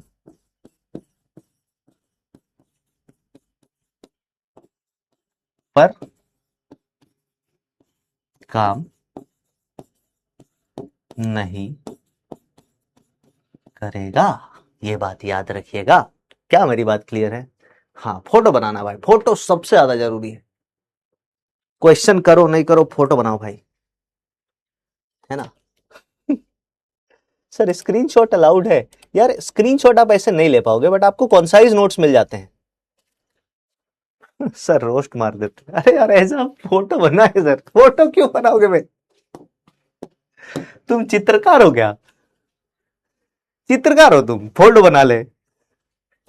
जल्दी से कॉपी करके सीकेल करो, आगे चलते हैं ना। तो ये याद रखिएगा, जो भी चीजें हम पढ़ेंगे, जो भी चीजें हम पढ़ेंगे वो कोई भी नाभिकीय अभिक्रिया न्यूक्लियर रिएक्शंस पर बिल्कुल भी लागू नहीं होती है। नाभिकीय अभिक्रिया पर ये सिरे से खारिज हो जाती है। कॉपी कर लिया? जल्दी से बताइए सर। तो फिर नोट में करना क्या है? नोट बस ये वाली बात, ये वाली बात है, यही है नियम, द्रव्यमान संरक्षण का नियम यही है। अबे नियम लिखो ना, किसने प्रतिपादित किया, क्यों किया, ये सब क्या जानना? कुलियर है, कुलियर, कुलियर है भैया, कुलियर। SLL स्क्रीनशॉट ले लिया, अच्छा बेटा ये नया बन गया भाई। SLL, वाह, स्क्रीनशॉट ले लिया, वाह भाई वाह। सर रिप्लाई दे दो, रिप्लाई, ये तो मेरा दोस्त है, हाँ लग भी रहा है। चलिए, कॉपी सीकेल का आंकड़ा जल्दी से 100 पहुंचा दीजिए, फिर आगे बढ़ते हैं। सर आप नीट और जेई के बच्चों में डिफरेंस क्या देखते हो? नीट और जेई के बच्चों में डिफरेंस बस ये देखता हूं कि उनका अप्रोच बड़ा अलग होता है। जैसे जेई के बच्चे मतलब ऐसे उतावले होते हैं कि सर हमें गलत साबित करो, हमसे ऐसा सवाल करवाओ कि हमारी, है ना, हाँ, टाई टाइप फीस हो जाए, ऐसे लगे हमसे कि भाई साहब हम बर्बाद हो चुके हैं। नीट के बच्चों में मैं नॉर्मली ऐसा देखता हूं, नीट के बच्चे ना ऐसे प्लीजिंग स्टडी ज्यादा पसंद करते हैं।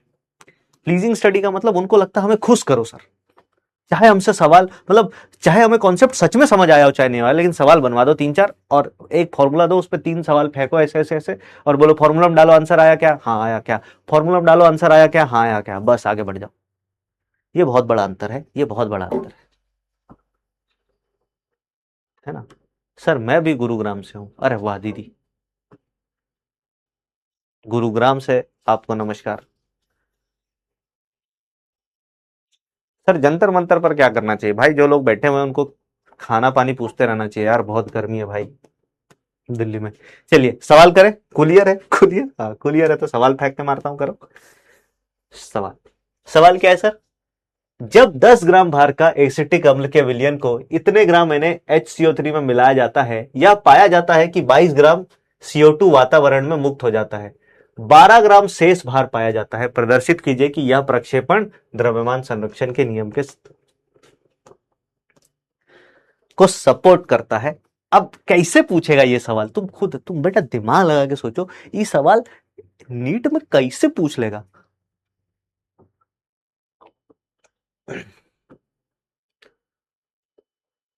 सर मेरे यहां बहुत स्टूडेंट गए हैं। हाँ सर, आगरा कब आओगे आप? सर आगाज में बहुत सारे सर आए, आप भी आओ, देखते हैं। मैं यार ऐसा हूं ना कि मैं देखो पढ़ाता बड़ा शिद्दत से हूँ, है ना। बहुत शिद्दत से पढ़ाने के बाद, और शिद्दत से पढ़ाने में समय लगता है, जैसे पहले भी आपको क्लास के पहले भी प्रिपेयर करनी पड़ती हैं चीजें, या जैसे अभी सवाल खोजना, बाकी चीजें करना। तो पढ़ाने के बाद फिर मुझे लगता है मेरा छोटा सा बालक है, थोड़ा सा उसके साथ बेचारे के साथ टाइम स्पेंड कर लूं, क्योंकि कुछ समय में बड़ा हो जाएगा, फिर ये मौका मुझे मिलेगा नहीं। हाँ चलिए, चलिए शुरू करते हैं। तो आपने क्या बोला सर? जब 10 ग्राम, अब इसको कैसे करेंगे? बहुत सारे बच्चे तो बोलेंगे, ए बाबू इसका तो रिएक्शन ही नहीं आता है हमको, है ना, इसका रिएक्शन ही देख के पगला जाएंगे। वैसे मैं रिएक्शन लिख देता हूं। CH3OOH को जब आप अभिक्रिया करवाओगे NaHCO3 के साथ, ये क्या है सर? NaHCO3 क्षारीय है क्योंकि इसके पास सोडियम है ना। तो ये क्या बना के देगा? ये आपको बना करके देगा सर CH3COONA, सोडियम एसिटेट, साथ में H2CO3 जो टूटेगा बनाएगा H2O, और साथ में पानी। तुमसे रिएक्शन बैलेंस नहीं हुआ तो कोई बात नहीं, ये रिएक्शन अभी लिखने की बात नहीं थी। आगे आते हैं। इसके बाद अगर हम बात करें, है ना, इसके बाद अगर हम आगे बात करें तो एसिटिक अम्ल की बात करें, तो एसिटिक अम्ल का कितना भार है सर? ये हमारे पास 10 ग्राम है। इसका W कितना है? आप बोलेंगे सर इसका W 10 ग्राम है। सर NaHCO3 की बात करें, NaHCO3 हमारे पास कितना है सर? ये हमारे पास 4.2 ग्राम। तो द्रव्यमान संरक्षण का नियम यह कहता है, आप द्रव्यमान संरक्षण का नियम कई तरीकों से लगा सकते हो, बट मैं जो तरीका बताऊंगा उसको बहुत ही ध्यान से सुनना, उसको बहुत ही ध्यान से सुनना। वो ये है कि सर अभिक्रिया से पूर्व भार, अभिक्रिया से पूर्व भार मस्ट बी इक्वल टू अभिक्रिया के पश्चात भार। ये बराबर किसके होना चाहिए? अभिक्रिया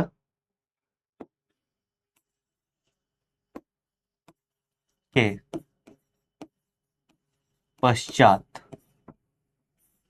भार के, ये दोनों बराबर होना चाहिए सर। अभी इसमें मैंने ये नहीं लिखा कि इसमें मैंने ये नहीं, अच्छा 2 बार H2O लिख दिया क्या? एक बार CO2 होगा, हाँ एक बार CO2 होगा। इसमें मैंने ये नहीं लिखा कि अभिकारकों का भार उत्पाद के भार के बराबर है। बहुत सारे लोग ये भी लिख देते हैं, बहुत सारे लोग ऐसे हैं, बहुत सारे जगहों पे आप देखोगे, मास्टरों को भी आप देखोगे, वो क्या गलती करते हैं अभी मैं आपको अगले सवाल में समझाऊंगा। आपने बोला ये 10 ग्राम है, ठीक है सर, ये 4.2 ग्राम है, ठीक है सर। अब ये क्या करता है? मिलाया जाता है, पाया जाता है कि 2.2 ग्राम CO2 वातावरण में मुक्त हो गया।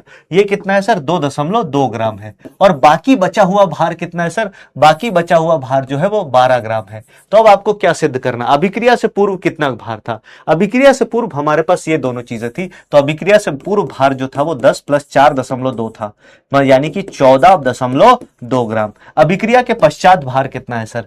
12 प्लस 2.2, यानी कि 14.2 ग्राम। इसका मतलब अभिक्रिया के पूर्व और अभिक्रिया के पश्चात भार बराबर है। नियम स्थापित हो गया, नियम स्थापित हो गया। क्या मेरी बात समझ में आई? बताइए। जैसे बहुत सारे लोग ऐसा लिख देते हैं, बहुत सारे लोग ऐसा लिख देते हैं कि सभी अभिकारक का भार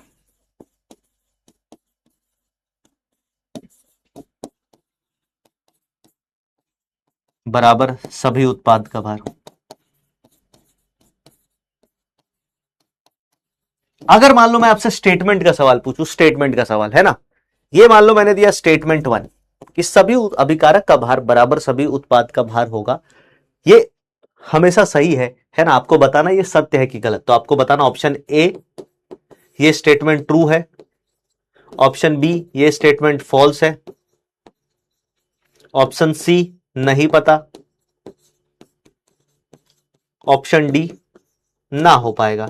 सर पोल नहीं आ रहा है सर, है ना, पोल नहीं आ रहा है, बहुत सारे बच्चे परेशान रहते हैं। ये भी एक ऑप्शन होना चाहिए कि पोल नहीं आ रहा है। चलिए करते हैं पोल, आपका समय शुरू होता है अब। बहुत सारे बच्चे ये भी कंप्लेन करते होंगे कि सर आप पोल नहीं कराते हो। अबे मैं जी एडवांस टाइप के सवाल तुमसे करवाता हूं, उसमें पोल नहीं होता है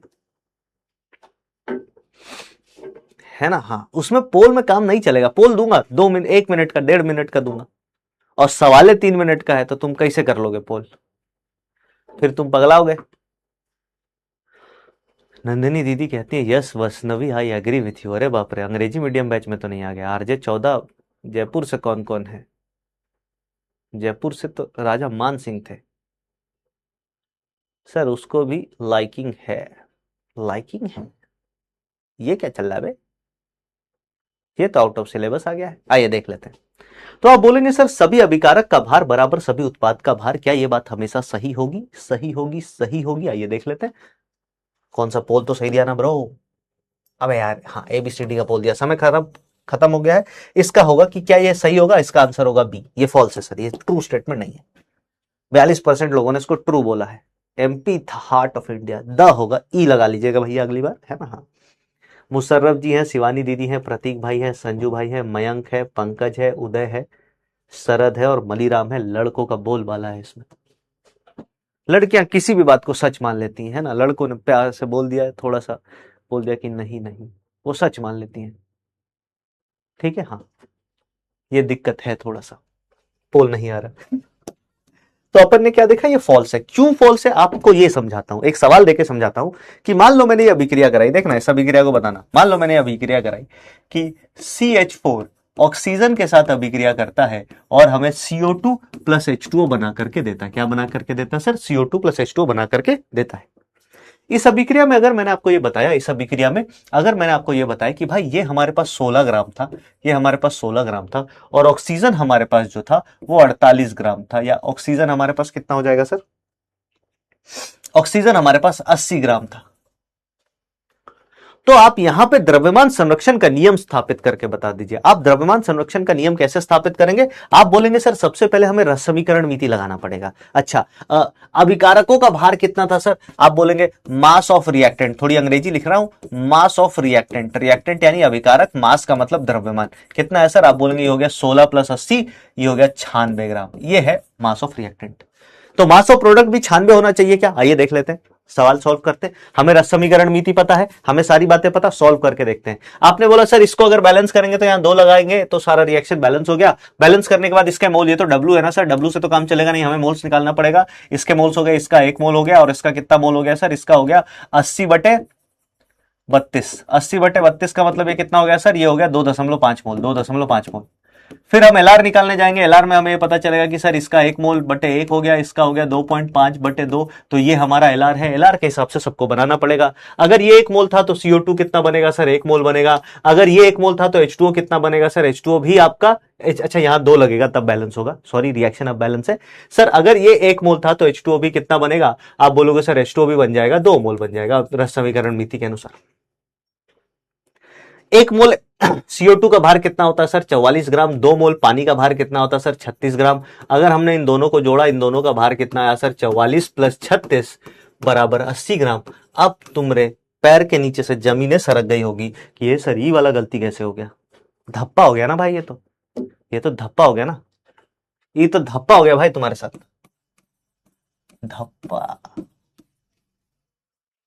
क्या दिक्कत हुई यहां पे? क्या दिक्कत हुई यहां पे? बताइए बताइए बताइए। तो आप बोलोगे सर यहां पे जो समस्या ये हुई कि सर यहां पे जो अभिकर्मक है ना, अभिकर्मक वो सीमांत अभिकारक में चला गया, और आप बोलोगे सर यहां पे मास ऑफ रिएक्टेंट इतना है, लेकिन 2.5 मोल में से 2 मोल रिएक्ट कर जाएगा, 0.5 मोल O2 बच भी गया है। क्यों बच गया? क्योंकि 1 मोल के साथ 2 मोल अभिक्रिया करेगा, तो हमारे पास 2.5 मोल था, बच गया भाई आधा मोल। तो इस वजह से ये स्टेटमेंट आप लिखोगे तो ये हमेशा सही नहीं होता है, ये स्टेटमेंट हमेशा सही नहीं होता है। ये लिखना ज्यादा सही, अभिक्रिया से पूर्व भार बराबर अभिक्रिया के पश्चात भार। अब देखते हैं ये कैसे काम करेगा। आप बोलोगे सर अभिक्रिया से पूर्व भार कितना था सर? अभिक्रिया से पूर्व हमारे पास 96 ग्राम था। अभिक्रिया के पश्चात जो जो बचा सबको लिखना पड़ेगा। अभिक्रिया के पश्चात कौन कौन बचा सर? आप बोलोगे अभिक्रिया के पश्चात CO2 बचा जो कि 44 ग्राम है। अभिक्रिया के पश्चात H2O बचा जो कि है 36 ग्राम, और साथ ही साथ आधा मोल O2 का भी बचा है सर। हाफ मोल O2 का मतलब 16 ग्राम O2 भी बचा है। अब आप बोलोगे ये 96 ग्राम आ गया, अब मैच कर गया सर, अब चीजें मैच कर जाएंगी, इस बात का ध्यान रखिएगा। हल्की सी दिक्कत, हल्का सा पॉइंट में मिस्टेक और आप भारी मिस्टेक कर दोगे। अगले लॉ पे चलते हैं सर। दूसरे नंबर का लॉ है जिसको अपन क्या बोलते हैं सर, स्थिर या निश्चित अनुपात का नियम, जिसको अपन बोलते हैं law of constant proportion. Law of constant proportion. इसमें क्या होता है सर, तो ये नियम किसने दिया था, ये नियम दिया था जोसेफ लुइस प्राउस्ट ने। प्राउट है, प्राउस्ट लिखते हैं, पढ़ते प्राउट है, ई वाले अंकल हैं। इसको अपन को क्या करना है सर, हैशटैग डीकेटी बोले तो डाटा को टाटा, इस डेटा को हमें याद नहीं करना। ये कहता है यौगिक का रासायनिक संगठन सदैव नियत रहता है, चाहे वो किसी भी स्रोत या विधि से प्राप्त किया जाए, चाहे वो किसी भी स्रोत या विधि से प्राप्त किया जाए, ये हमेशा नैतिक रहता है। अब मैं आपको सिर्फ आरबीआई देता हूं, एक आरबीआई से इसके सारे सवाल आप तोड़ दोगे, है ना, हैशटैग आरबीआई। अगर कभी भी आपको ये बात पता लग गया,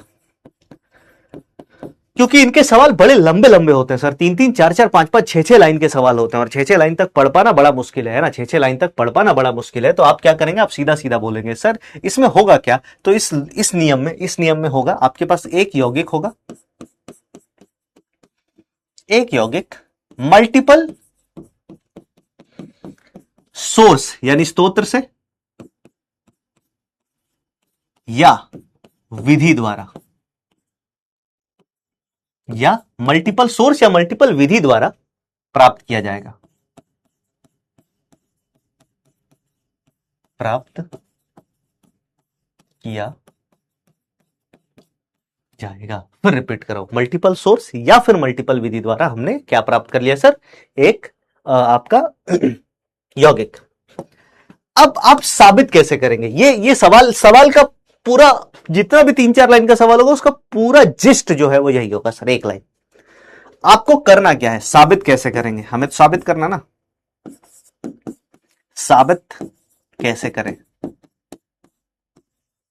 तो साबित करने के लिए आपको क्या करना पड़ेगा, किसी एक तत्व का भार प्रतिशत यौगिक के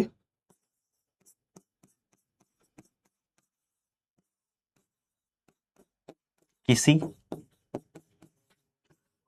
एक तत्व का भार प्रतिशत निकालो, वह बराबर होना चाहिए या वह बराबर होगा। अगर किसी एक तत्व, जैसे मान लो CO2 लिया हमने, दो तरीके से बना लिया, एक बार कैसे ले लिया, मैं एक्सेल कर रहा हूं, CO2 कलेक्ट कर लिया, दूसरी बार बाबा रामदेव सुबह उठ के योगा कर रहे हैं और उनसे भी CO2 कलेक्ट कर लिया। दोनों में CO2 का मैं क्या करूंगा सर, कार्बन का भार प्रतिशत निकाल लूंगा, और अगर ये बराबर है तो मैं मार दूंगा एकदम, क्या कि स्टैंप लगा दिया भाई, नियम फॉलो कर किया जा रहा है, नियम फॉलो किया जा रहा है। क्या मेरी बात क्लियर है, बताइए। ए जी कहिए ना।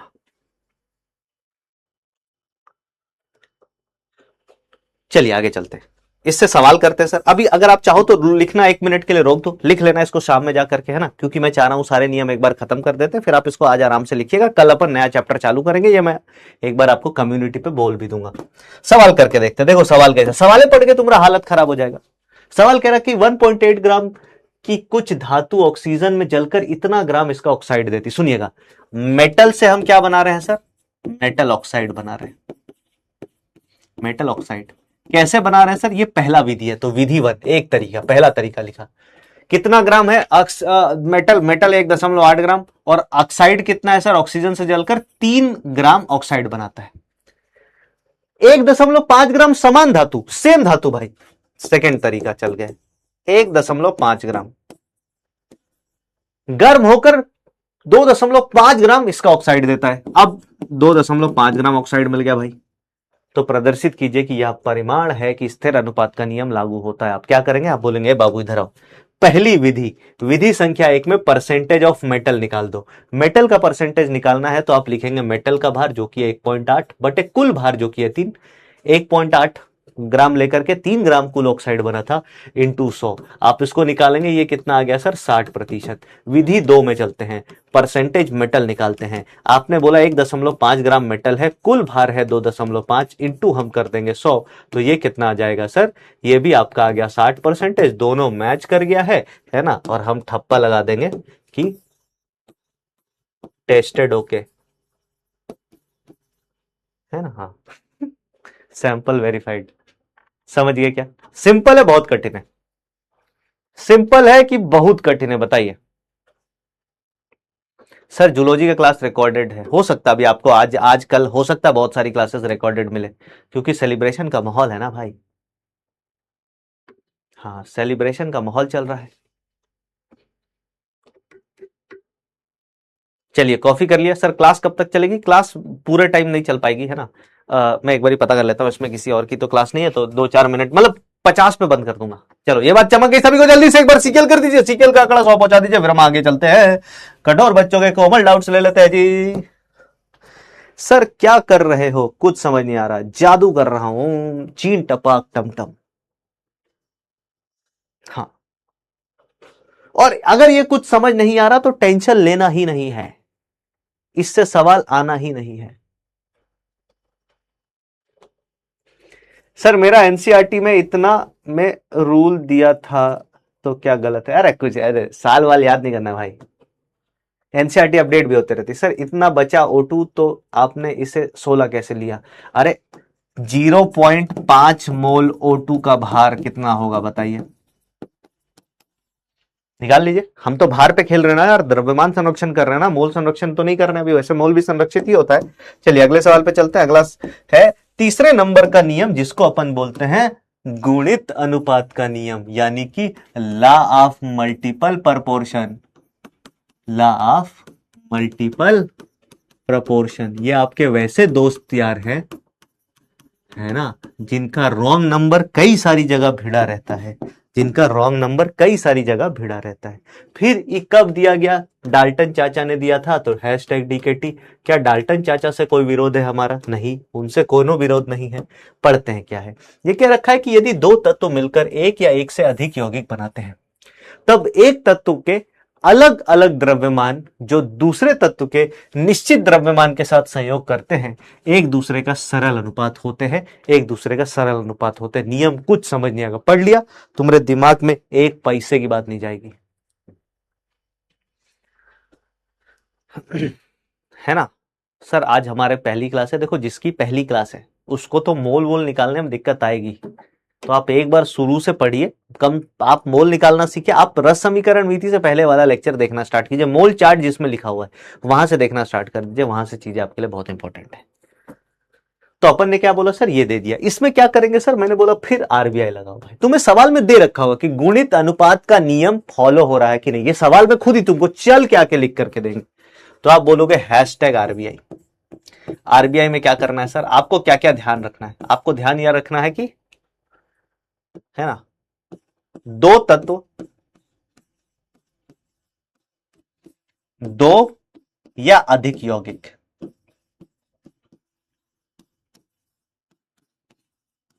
दो तत्व है, दोनों सेम होने चाहिए, दोनों मिलकर के दो या दो से अधिक यौगिक बनाने चाहिए।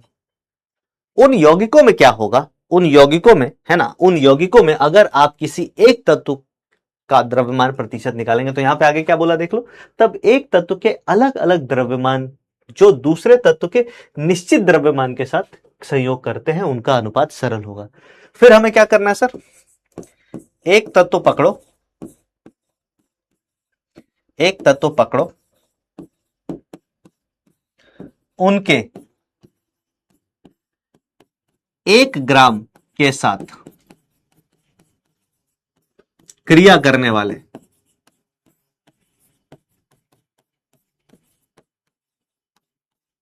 दूसरे तत्व का भार निकालो। और आप जैसे इसको निकालोगे, क्या बोला, मैं फिर से रिपीट करता हूं, एक तत्व पकड़ो, उनके 1 ग्राम के साथ क्रिया करने वाले दूसरे तत्व का भार निकालो, और अनुपात लो, लेने पर सरल,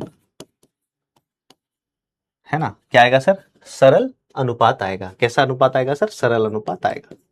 अभी लिखना मत, लिख लेना आप बाद में, है ना।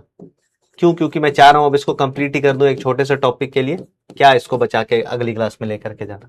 समझिए इसको कैसे करते हैं। जैसे मैंने आपको एक एग्जांपल दिया, कि भाई बाबू कार्बन और ऑक्सीजन जब मिलते हो तो एक यौगिक बनता है CO, दूसरा यौगिक बनता है CO2। अब आपको करना क्या है समझिएगा, दो यौगिक, दो तत्व थे, दो या दो से अधिक यौगिक बना रहे हैं। इस तत्व को जब आप देखेंगे तो आप बोलेंगे सर यहां पे हम लिख सकते हैं, हमें कोई एक तत्व फिक्स करना है। हमने बोला हम कार्बन की बात करेंगे सर, तो आपने बोला इसको अगर हम देखें तो हम कह सकते हैं 12 ग्राम कार्बन वा जो है वो 18 ग्राम 16 ग्राम ऑक्सीजन से क्रिया करता है, 16 ग्राम ऑक्सीजन। तो बाबू 1 ग्राम कार्बन किससे अभिक्रिया करेगा, आप बोलोगे सर 16/12 ग्राम ऑक्सीजन से। इसका 1 ग्राम निकालिए, 1 ग्राम कार्बन कितने से क्रिया करता है, इधर आ जाते हैं सर। इसके लिए आपने बोला है सर देखो, इसके लिए क्या है, 12 ग्राम कार्बन जो है अभी 32 ग्राम ऑक्सीजन से क्रिया करने लग रहा है। तो 1 ग्राम कार्बन किससे अभिक्रिया करेगा, आप बोलोगे सर 32/12 ग्राम से रिएक्ट करेगा सर ऑक्सीजन से। अब हमें क्या करना है, यहां भी 1 ग्राम निकाल लिया, यहां भी 1 ग्राम निकाल लिया, दोनों के 1 ग्राम का अनुपात ले लो। 1 ग्राम का अनुपात 1 ग्राम के साथ रिएक्ट करने वाले ऑक्सीजन का। तो ऑक्सीजन जो CO में आएगा, ऑक्सीजन जो CO2 में आएगा, कितना हो गया सर, CO में आने वाला ऑक्सीजन है 16/12, इसमें आने वाला ऑक्सीजन है 32/12। 12 से 12 कट गया मेरे यारा, ये बचा 1/2 यानी कि 1:2 आ गया, सिंपल। ये है गुणित अनुपात का नियम, ये है गुणित अनुपात का नियम। इससे सरल कोई और तरीका नहीं हो सकता है, इससे सरल कोई और तरीका नहीं हो सकता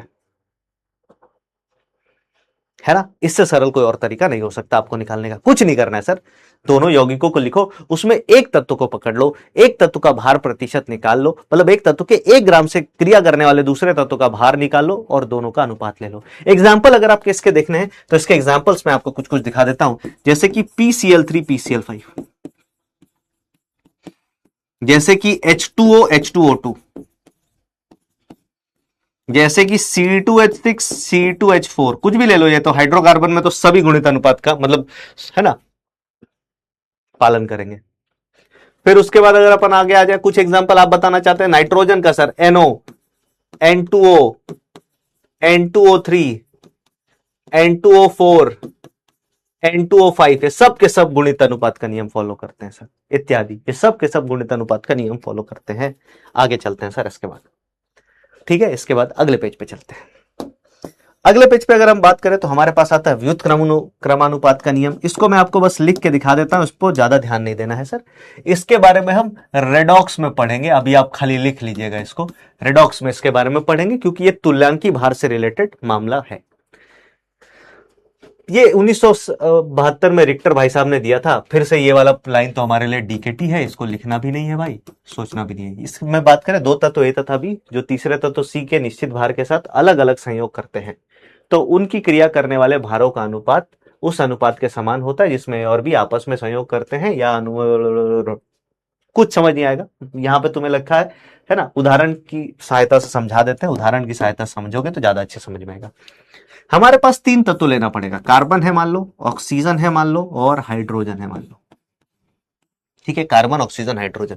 सर कार्बन और ऑक्सीजन मिलकर के CO2 बनाते हैं, सर कार्बन और हाइड्रोजन मिलकर CH4 बनाते हैं, और ऑक्सीजन और हाइड्रोजन मिलकर के H2O बनाता है। सर आपने बोला ठीक है। सर अगर हम कार्बन ऑक्सीजन की बात करें तो इसमें कार्बन और ऑक्सीजन का अनुपात कितना होता है, तो आप बोलेंगे इसमें ऑक्सीजन का भार जो है 32 है और कार्बन का भार जो है 12 है। जिसका भार है उसी तरफ लिखा, ये कार्बन का भार है, ये ऑक्सीजन का भार है CO2 में। CH4 की बात करें सर, CH4 में कितना हो जाएगा सर, तो आप बोलोगे कार्बन 16 होता है सर और हाइड्रोजन 4 होता है, ये इसका अनुपात है। H2O में क्या होगा सर, तो H2O का अगर आपको अनुपात निकालना है तो आप देखोगे सर यहां पे क्या है, कार्बन ऑक्सीजन, देख लो कार्बन अनुपात ऑक्सीजन है कितना, 32/12। फिर कार्बन अनुपात हाइड्रोजन है कितना सर, 16/4। अब आपको अगर हाइड्रोजन अनुपात ऑक्सीजन निकालना है, ऑक्सीजन अनुपात हाइड्रोजन निकालना, तो क्या करना पड़ेगा, एक दूसरे से डिवाइड करना पड़ेगा, है ना। तो अपन ने बोला कार्बन बटे, ऐसे लिख लेते हैं, कार्बन बटे ऑक्सीजन डिवाइडेड बाई कार्बन बटे हाइड्रोजन। ये कितना हो जाएगा सर, 32/12 डिवाइडेड बाई 16/4। अब आप बोलोगे बाबू कार्बन से कार्बन कट गया, हाइड्रोजन है ना, चर में भी नीचे था तो ऊपर चला जाएगा सर। तो ये क्या हो जाए, हर, सॉरी चर नहीं, हर में भी नीचे था तो ऊपर चला जाएगा। ये H हाइड्रोजन बटे ऑक्सीजन का जो अनुपात है वो कितना हो गया, आपने बोला हाई वाला इससे कट गया 2 बार में, हाई वाला इससे कट गया 3 बार में, ये कितना आ गया सर, 2:3। सही है गलत है बताइए, बोलो बोलो बोलो भाई। सर 12 होगा, हाँ 12, अरे मैंने गलती कर दी, सॉरी, हाँ ये 12 होगा भाई, सॉरी माई मिस्टेक, ये 12 होगा, है ना, हाँ तभी गलत आ रहा है। किधर गया ये 12/14, 12/14 होगा। ठीक है, अब यहां पे ठीक कर लेते हैं सर इसको। हाँ ये कितना हुआ सर, 32/12/12/4, है ना। इसको काट लेते हैं भाई आराम आराम से, इसको आराम आराम से काट के बताओ कितना आ रहा भाई। तो ये कितना हो गया देख लेते हैं, 32 ऊपर 4 चला जाएगा, नीचे 2 बार 12 इंटू 12। तो आपने बोला ई कटा सर कितने बार से, ई कट गया 4 से 8 बार में, ई कटा 4 से 3 बार में, ई कटा 4 से 3 बार में, ई कटा 4 से 1 बार में। फिर कुछ गलत आ रहा है यार, कुछ गलत किया है क्या हमने, एक बार चेक कर लेना, क्रॉस चेक कर लेना भाई एक बार, है ना, एक बार क्रॉस चेक कर लेना भाई। हाँ 2 जगह गलती करी है अपन ने, 2 जगह गलती करी है सर, सी उल्टा होगा, है ना, 2 जगह गलती करी है। तभी मैंने बोला ये बड़ा बेकार सा नियम है यार, दिमाग खराब करने वाला। 12 बटे ऑक्सीजन कितना था, 32, 12/32 होगा। अब देख लेते हैं, ये हुआ 12/32, चलिए एक और 12/4। तो आपने इसको इससे काट लिया, इसको इससे काटा, ये आ गया 8, यानी कि ये कितना आया, 1:8। अब ठीक आया सर, इसका मतलब हाइड्रोजन ऑक्सीजन जब भी क्रिया करेंगे, H2O बनाएंगे, तो वो 1:8 में, मतलब है ना 8:1 में, ऑक्सीजन की तरफ से 8 और हाइड्रोजन की तरफ से किसी अनुपात में क्रिया करेंगे। बहुत फर्जी है भाई, बहुत फर्जी नियम है, इसको टाटा बाय बाय बोल दो। इसको अपन कहां पे पढ़ेंगे सर, रेडॉक्स के अंदर पढ़ेंगे। इसको अपन कहां पे पढ़ेंगे सर, रेडॉक्स के अंदर पढ़ेंगे। उसके बाद 2 नियम बस आपको दिखा करके जा रहा हूं, इसके बारे में अपन बहुत ज्यादा बातें नहीं करते हैं। एक है गेल-ऊसैक चाचा का नियम, गेल-ऊसैक चाचा का नियम फिर से हम थर्मोडायनेमिक्स में पढ़ेंगे।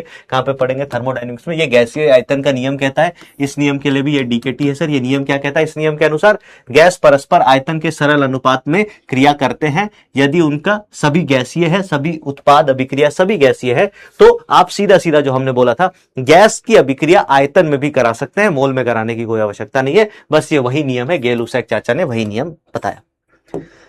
आखिरी बात करते हैं सर, तो आखिरी में हमारे पास 2 हाइपोथेसिस है, एक बर्जीलियस चाचा की हाइपोथेसिस है और एक क्या कहते हैं, एवोगाड्रो चाचा की। हाइपोथेसिस क्या होता है सर, हाइपोथेसिस संकल्पना को कहते हैं। बर्जीलियस और इनकी बात करें तो बर्जीलियस अंकल ने बोला कि ताप और दाब की समान परिस्थितियों पर सभी गैस के समान आयतन में परमाणुओं की संख्या समान होती है।